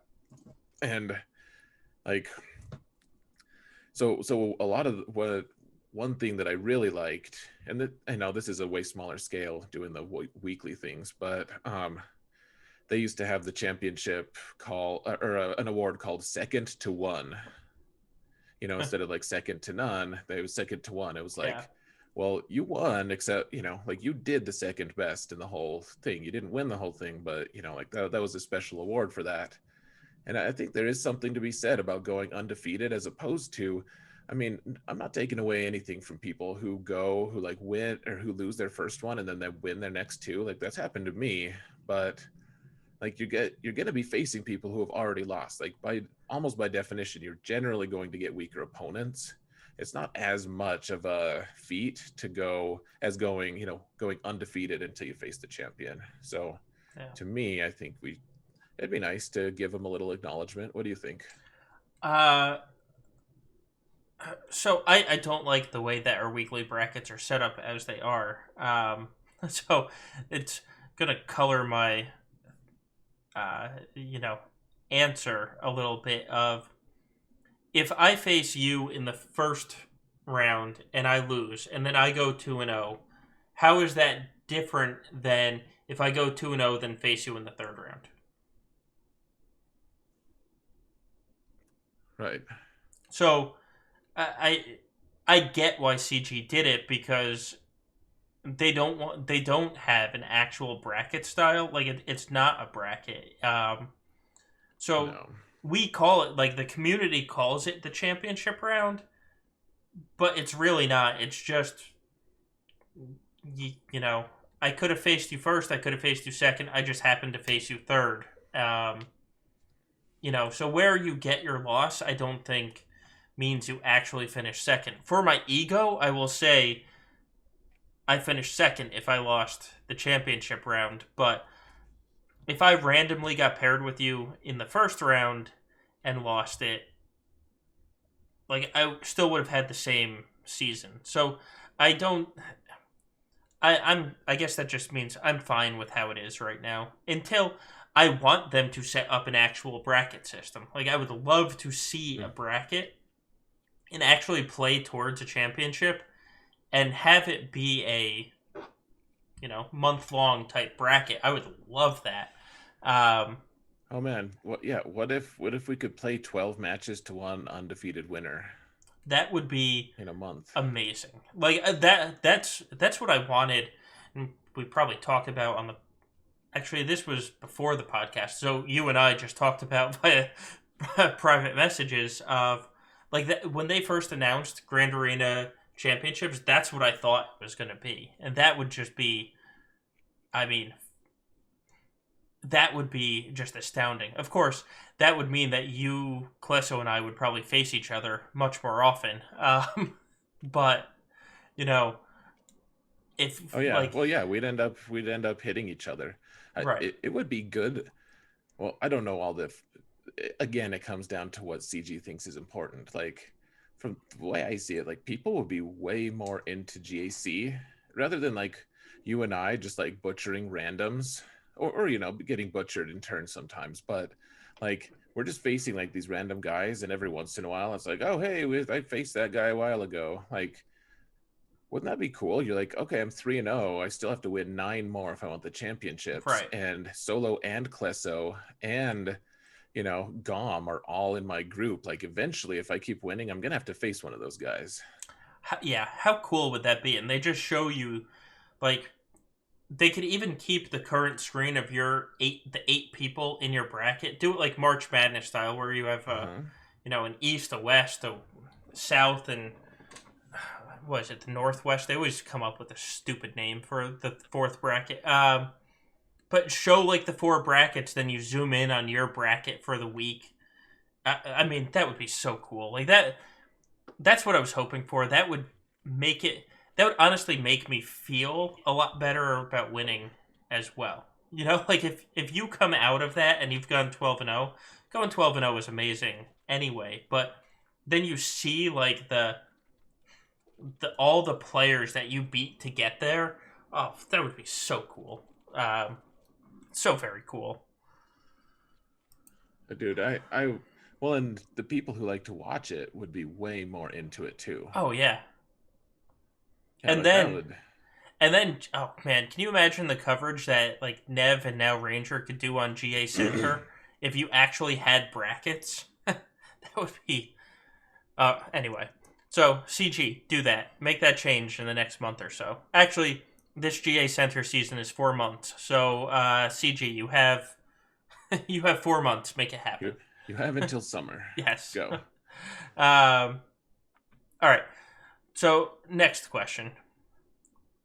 Seeing how a buff to Sith Eternal basically makes him able to solo a full First Order team, do you think, and they're talking about the Beskar, or the Armorer here, basically makes him, or do you think CG will incorporate some of those things into the ideas they are seeking to buff Sith Eternal, or will I always just have to give him the Armorer to beat Supreme Leader Kylo? I am of the opinion that CG should not buff Sith Eternal Emperor at all. So what do you think? Yeah, I. Why does he need to beat Sith? Why does he need to beat Supreme Leader Kylo?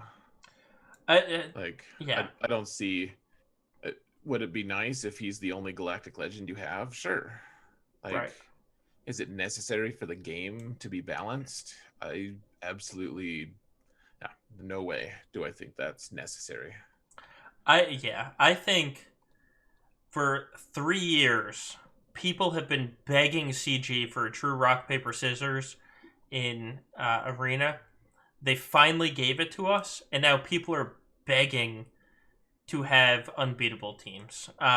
So you can't please them all type situation. And I know the same people that are asking for a C buff are not the same people that were asking for rock paper scissors. Just when you have hundreds of thousands of people playing, there's going to be hundreds of thousands of opinions. I don't think C needs a buff. I use C in Arena every single day. Like, why do I need? And he solos so many things. Why does he need a buff? Just for the hell of it? Um, you know. So Yeah, I don't see what the issue is. Like, I could see him suddenly being too good eventually. Like, if they yeah, did buff him, like I think they overcompensated for Supreme Leader Kylo when they they did did. buff him. Right. I think they backed themselves into a corner because I think the Rey and Supreme Leader Kylo ultimates are just so absurd. And now I don't think we're ever going to see ultimates like that going forward. Because they are absurd. Nobody likes. CG has to know that nobody likes a 4.5 minute match because for 3 turns, your characters are damage immune. Like, it's it's just not fun. At the end Right. of the day, this is a game. Like, me just taking 10 turns while you hit Ray while her and her entire team are damage immune. Like, it's an OP, it's an OP move, and it's obviously if you want them to be the best characters in the game, I get why they did it. It's just not fun. Like, it's just boring. It's uh raising damage immunity. Let me just waste 30 seconds here. Oh, look, this is a 4-minute fight. No. Um, Yeah. so I don't think they're going to give C a buff, or at least any buff that really makes any difference, because they, like you said, they overcompensated for Supreme Leader Kylo, and they got a lot of complaints. I think just leave it how it is. Like, and every character doesn't have to be amazing on defense. I feel like this is the biggest complaint: is Sith Eternal can be beat by troopers. Like, good, use them on offense and solo Padme. Like, get 56 banners in 3v3, or get 64 banners. It's a galactic legend. You can solo things. Like, take advantage of it. But yeah. All right. Yeah. I think that's probably good enough. Yeah. All right. Next question. I will soon be unlocking Darth Malak, but I'm also close to getting General Skywalker. I only have the GET1 currency to take one of them to 7 stars. Who would you do first? General Skywalker, 100%, no question in my mind. He's used in a ton of different comps to counter a ton of different really important things, and like he is legit one of the top 5 in consideration right now for me to put Relic 8 on. So, like, frankly, he's a transcendent, amazing character. Malik is also very good. He is just in no way approaching General Skywalker's impact on the game in any game mode, Uh, except for the galactic challenges right now, currently.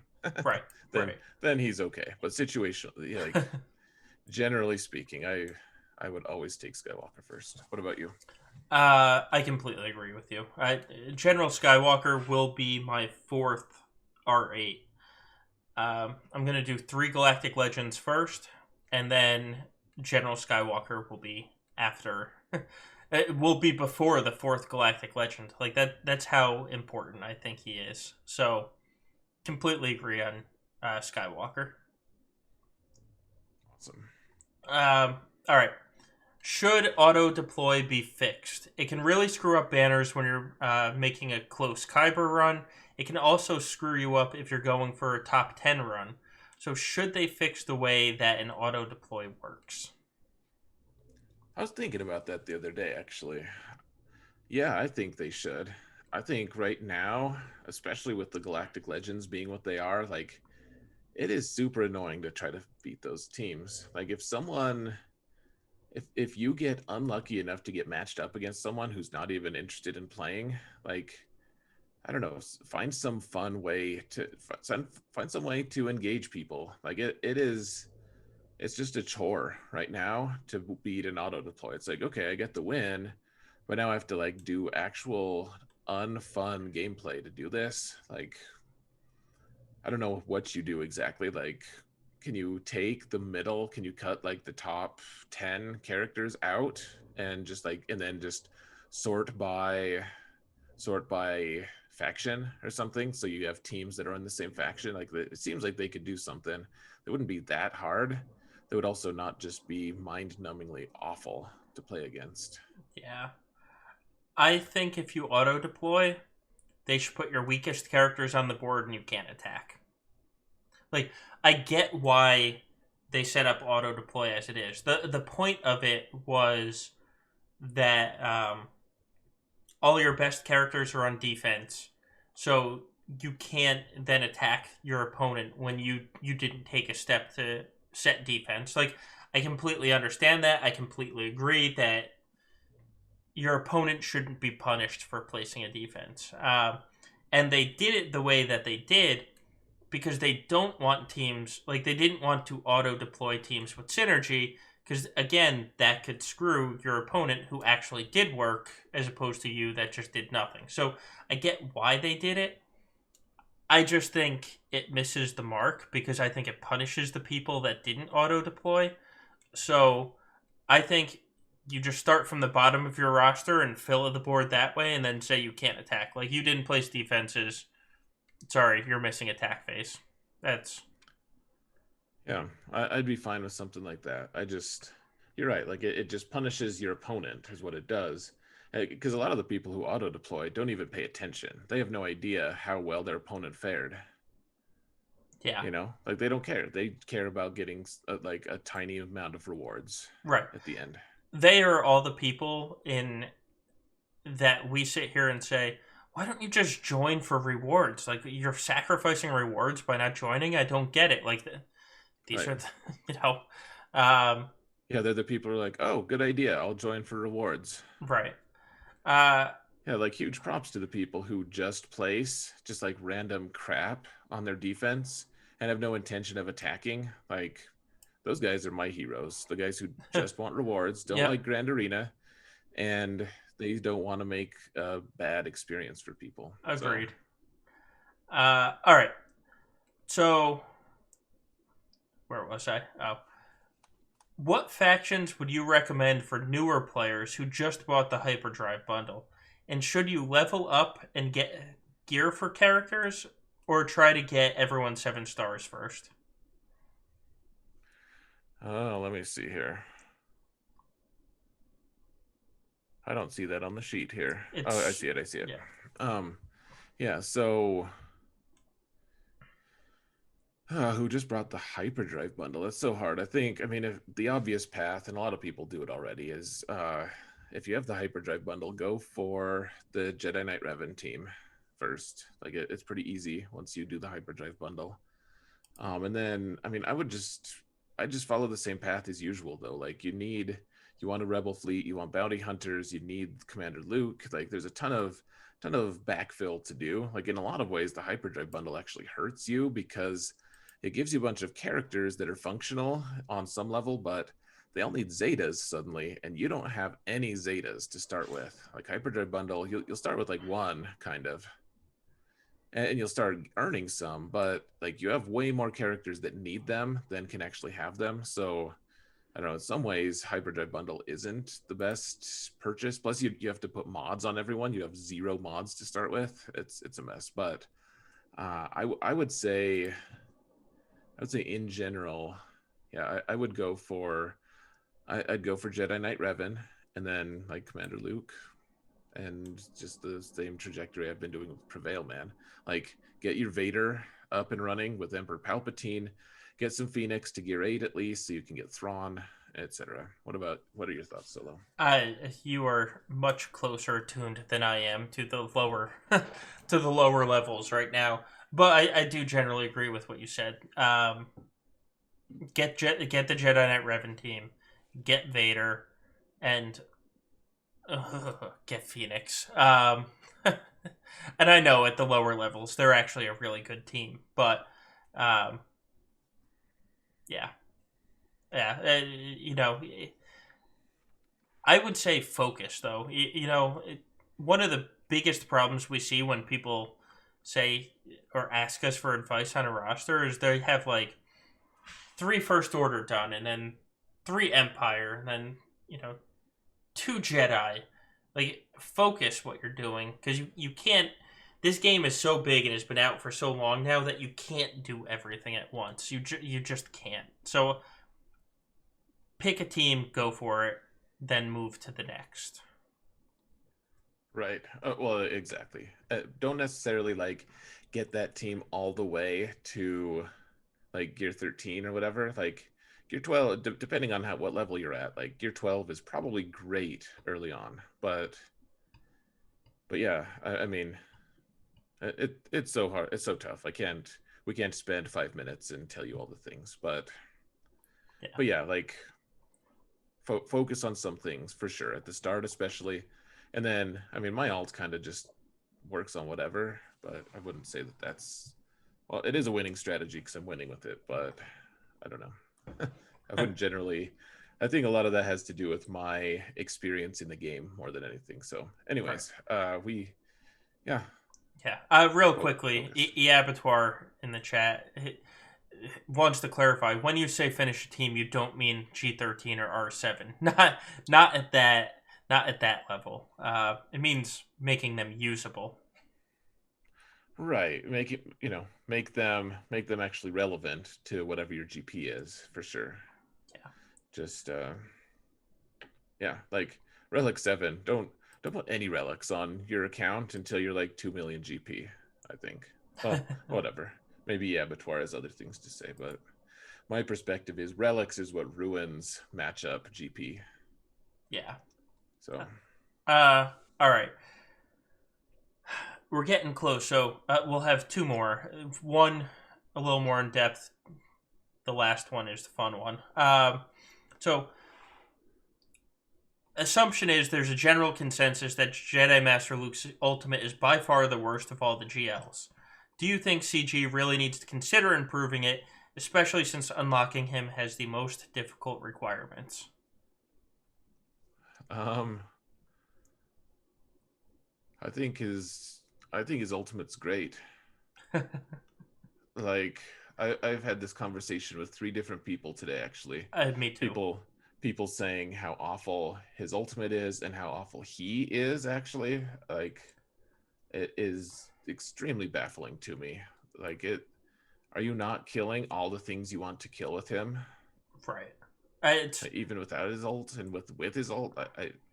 Crazy talk. I What are your yeah. This is why I don't understand about it. Like, so I 100% understand the argument that if he's not the lead, his ultimate sucks. You can't get to the ultimate. Well, you can get to everybody else's ultimate um, without them in the leader slot.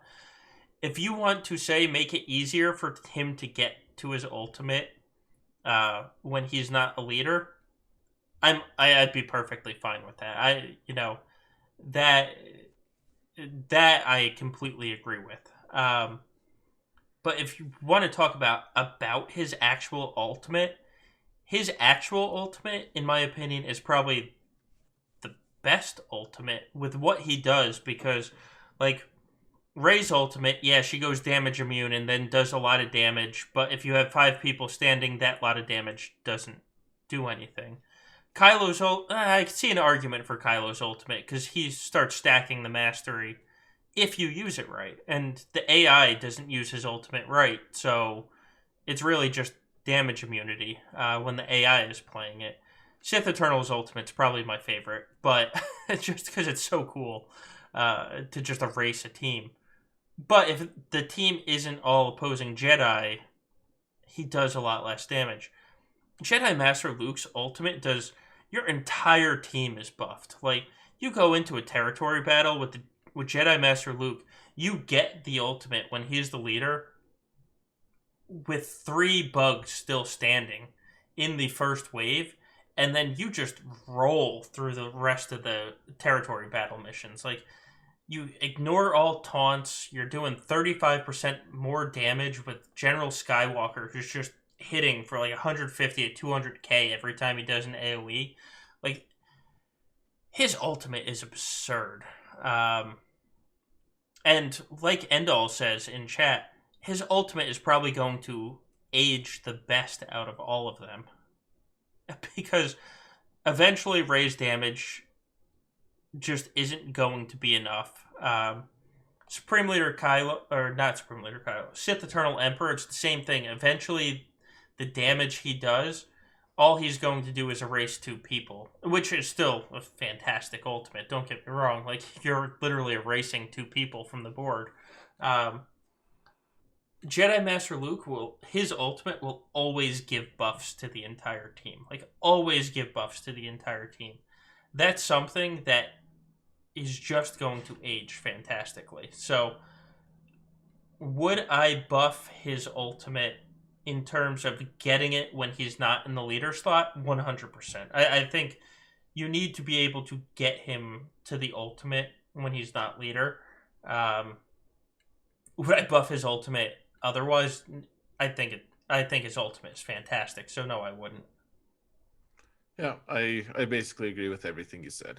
Like, not to mention, I think the one small tiny thing. So Endall says like it it's going to age well because it buffs your mastery, and mastery is Yeah. going to be a thing moving into whatever relic levels we're going to end up at. But the the other thing is, as they continue to release Jedi, he'll also get he'll get the best Jedi to go with him. Now I get to play with him and Kiadi Mundi together. You know. Yeah. I so real quick an example that I'll steal from the next segment is so I had to use Jedi Master Luke on a Rey team in 3v3 and it looked like I was going to lose this match. It was bad. I was down to just Jedi Master Luke. They had Rey and Chewie at full health still standing. I got the ultimate because the ultimate is easy to get if you know how to use them. And then all of a sudden, I did Luke's AoE, and both Rey and Chewie, who were full health, just disappeared. Like they just disappeared off the board. I went from about to lose to oh look, there they go. Right. It like looked like it was a sure thing at that point. Right. And so, his ultimate is amazing. I love it. And I laugh at everybody that doesn't apply the ultimate because they're like, hey, it's not that good. It is. It on paper it might not look good. His ultimate is worth the 6,000 GP that barely affects your Right. matchmaking.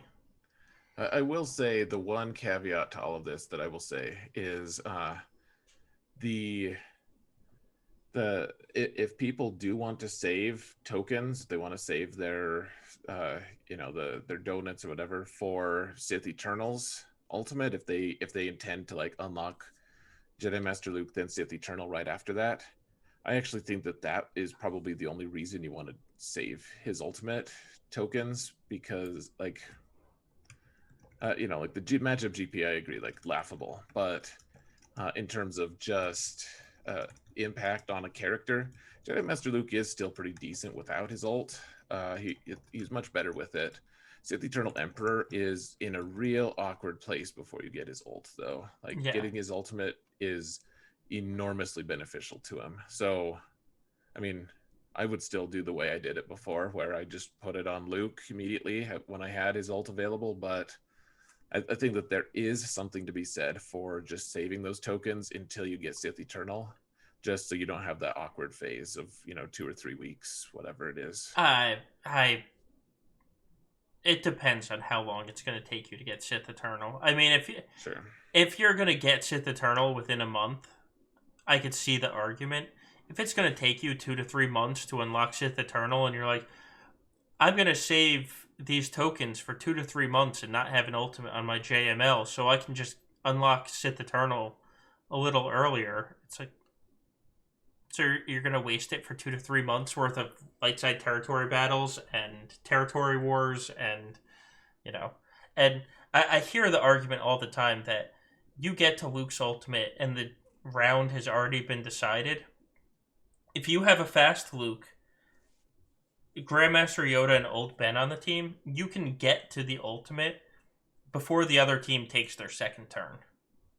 Um, just because of how those interactions all work. So I don't always agree with it, with that statement, but you know. Anyway, we've been blathering on, so let's move on. Final podcast question: should we make a no drinking alcohol for Ando for a day by using channel points? Because we really need to dry that guy out for a few months. uh, I don't want to do that. and I don't either. I can't say I support that.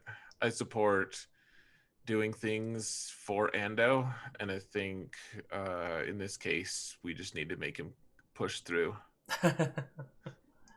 Just embrace the pain, as the Aiel would say. Good Lord, you had to bring the reference in.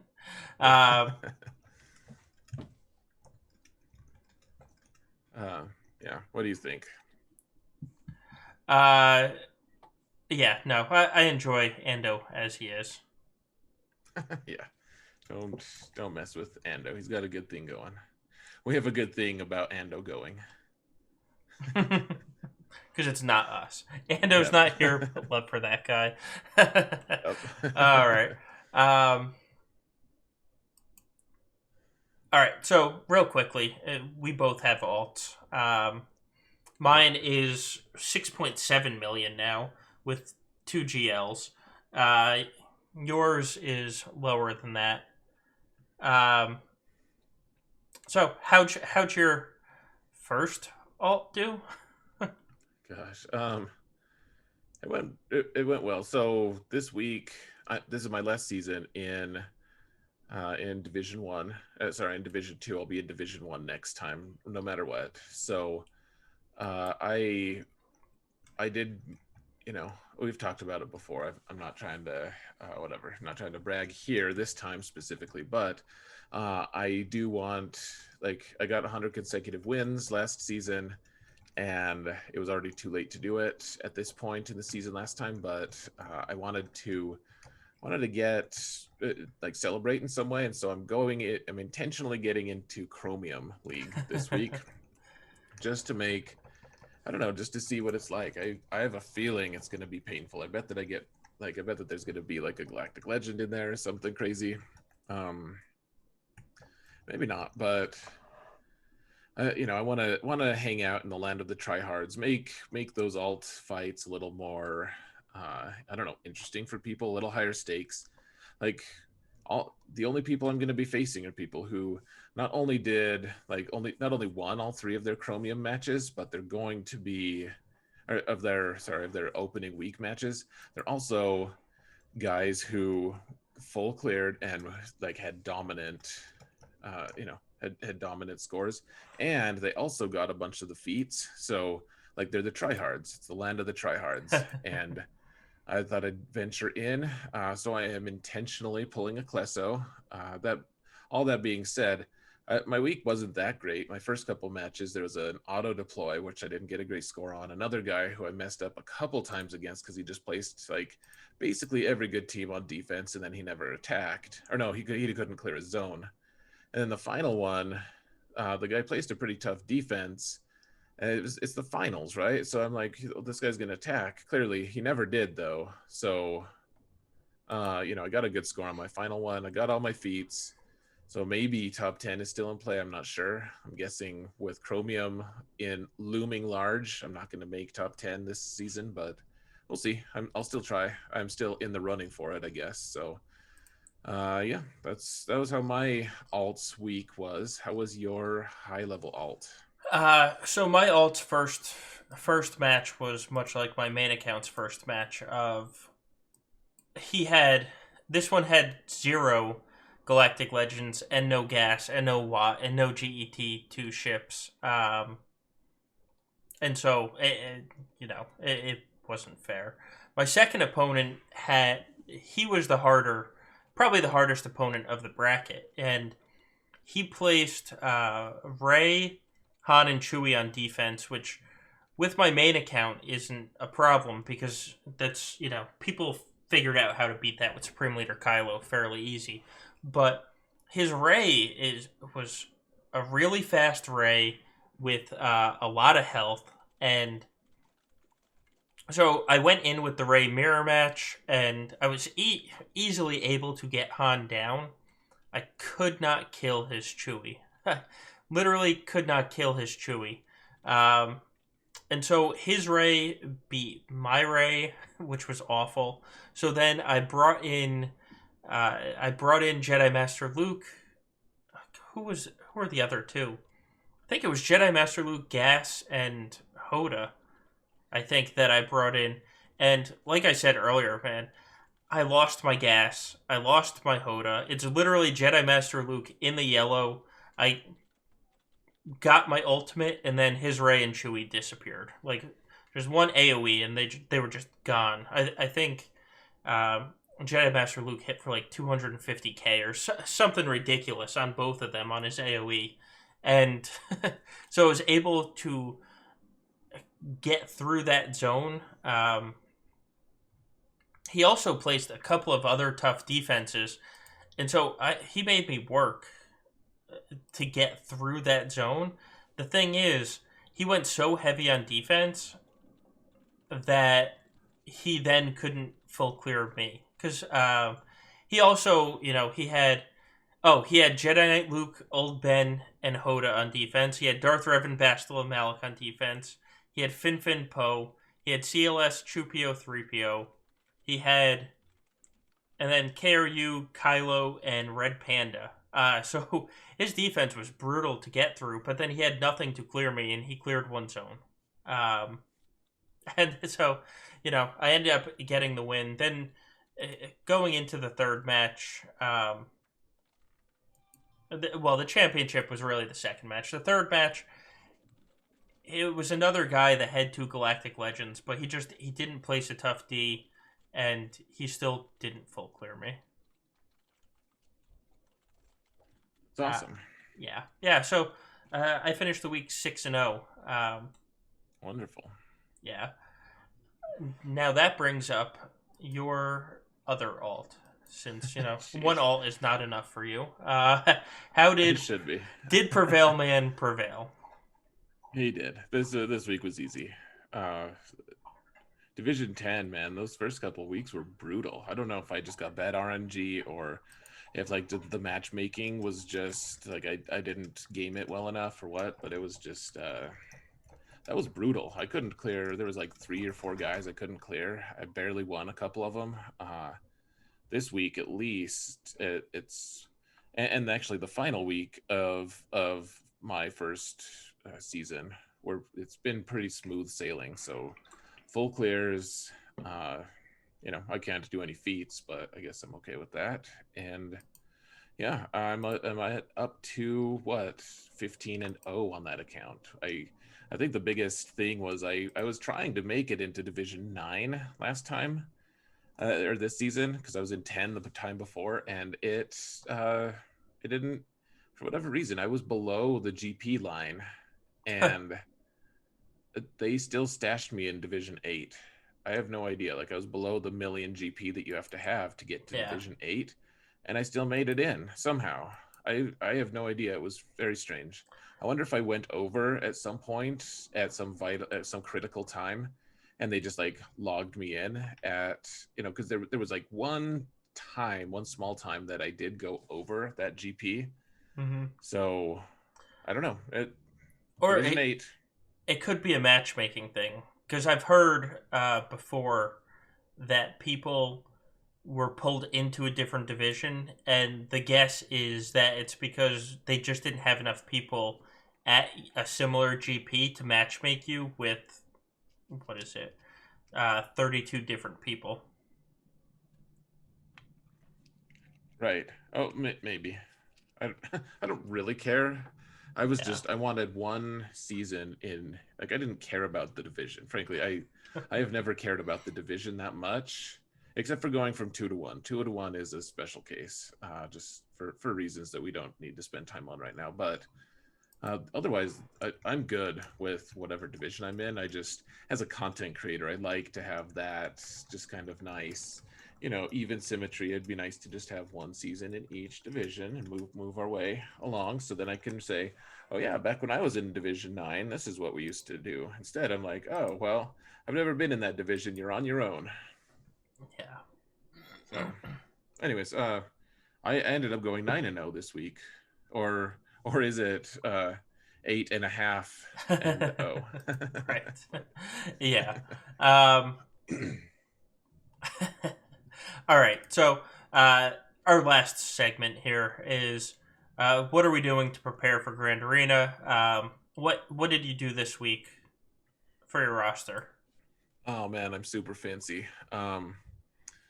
I got Kiadimundi up to 7 stars, and to celebrate, and also because he's a great character, he is now Relic 5. So I think that might be the only upgrade I did to my account, but that's pretty substantial. Getting a character that was Gear 11 all the way up to Relic 5. You know, Has he done me any good so far? It's hard to say. I definitely did use him in territory battles, and I ended up with a 404. But could any Jedi have filled in for him in that case? Because I had Jedi Master Luke and Jedi Knight Luke. Like, probably. I probably didn't need him anywhere, but he's fun. He's super cool.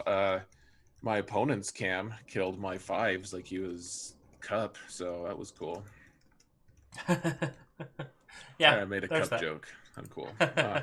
What about you, Solo? uh, What awesome things have you done that aren't like mine was pretty like I don't know surface level. It's probably not yeah. going to impact me that much.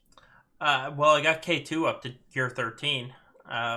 So there's that. I honestly didn't expect it, but we got furnaces with our territory battle rewards, and so that let me get him to Gear 13 before lock, and now he's actually R5, ready to take on all the General Grievuses out there in 3v3. And I'm really struggling not putting the Zeta on.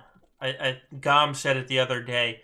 It's a Zeta I want, but probably wouldn't recommend. And I just keep looking at it, and I have 7 Zetas just sitting on my roster, Right. waiting to be used. And it's like, well, I have 7. How the hell am I going to use 7 Zetas right now?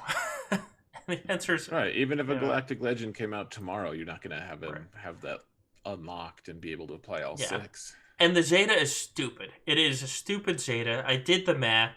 If all 3 members of the Grievous team do an AoE twice, it still only raised his protection up by 10,000, which is almost nothing. Like a protection up is worth more than his Zeta. But it's like I have 7 Zetas. Like how am I going to spend these? And I don't like hoarding that much.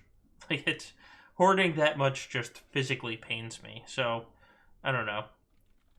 I'm getting uh Zeta trigger happy. Yeah. So you talk about trigger happy with Zetas. I'm right there with you, brother. I last night I for no reason other than just total speculation put a Zeta on the armor. She's gear 8. Yeah. So like there's no use for it right now. There's no reason. I mean, it is a if you're going to use her a lot, it's a vital Zeta, I think, but I'm not going to use her very much to start with. So yeah, I just wanted to apply Zeta. That's all I wanted. I needed that like release valve. So right there with you. Yeah. All right. Well, that kind of sums up our night. We should finish with one last make Ando drink, even though he's not here, Seems just out of wise. spite. And then, uh, yeah, that's the stream, guys. Thank you everyone for joining. Thank you to Galaxy Abiros and to Operation Metaverse /GOM for the raids. It is much appreciated. Yeah. Yeah. We will be back Wednesday night on our individual pages to stream our Grand Arenas. You can find my Twitch page at SoloBase15. You can find Zareth's Twitch page at Zareth_prevails. That's XAERETH_prevails. You can find my YouTube page at just SoloBase15. His YouTube is just Zareth. There is no prevailing on YouTube, just Zareth. If you look below in the description below, you will find a link to our Discord server. It is a Grand Arena focused Discord server. So if you have any questions about 3v3, please join. It is a fairly active Discord server. There's almost always somebody there to answer your question. And it's 3v3. You're looking for counters. We have a counter sheet. You can look for the link in the description below. It will show you the full team that we faced, the full team that was used to counter that team. And then most importantly, it will show you a video of how the counter works so you can actually do it yourself. Now that we got all that out, thank you again to everybody that has joined us. It's been a great night, guys. And yes, the Abattoir, the counter sheet is not comprehensive, but is as comprehensive as we want, damn it. And it's It's as temporary. comprehensive as it needs to be. Exactly. All right. With that said, remember, guys, evil sucks. And don't be dicks. Have a good week, everyone. Take care.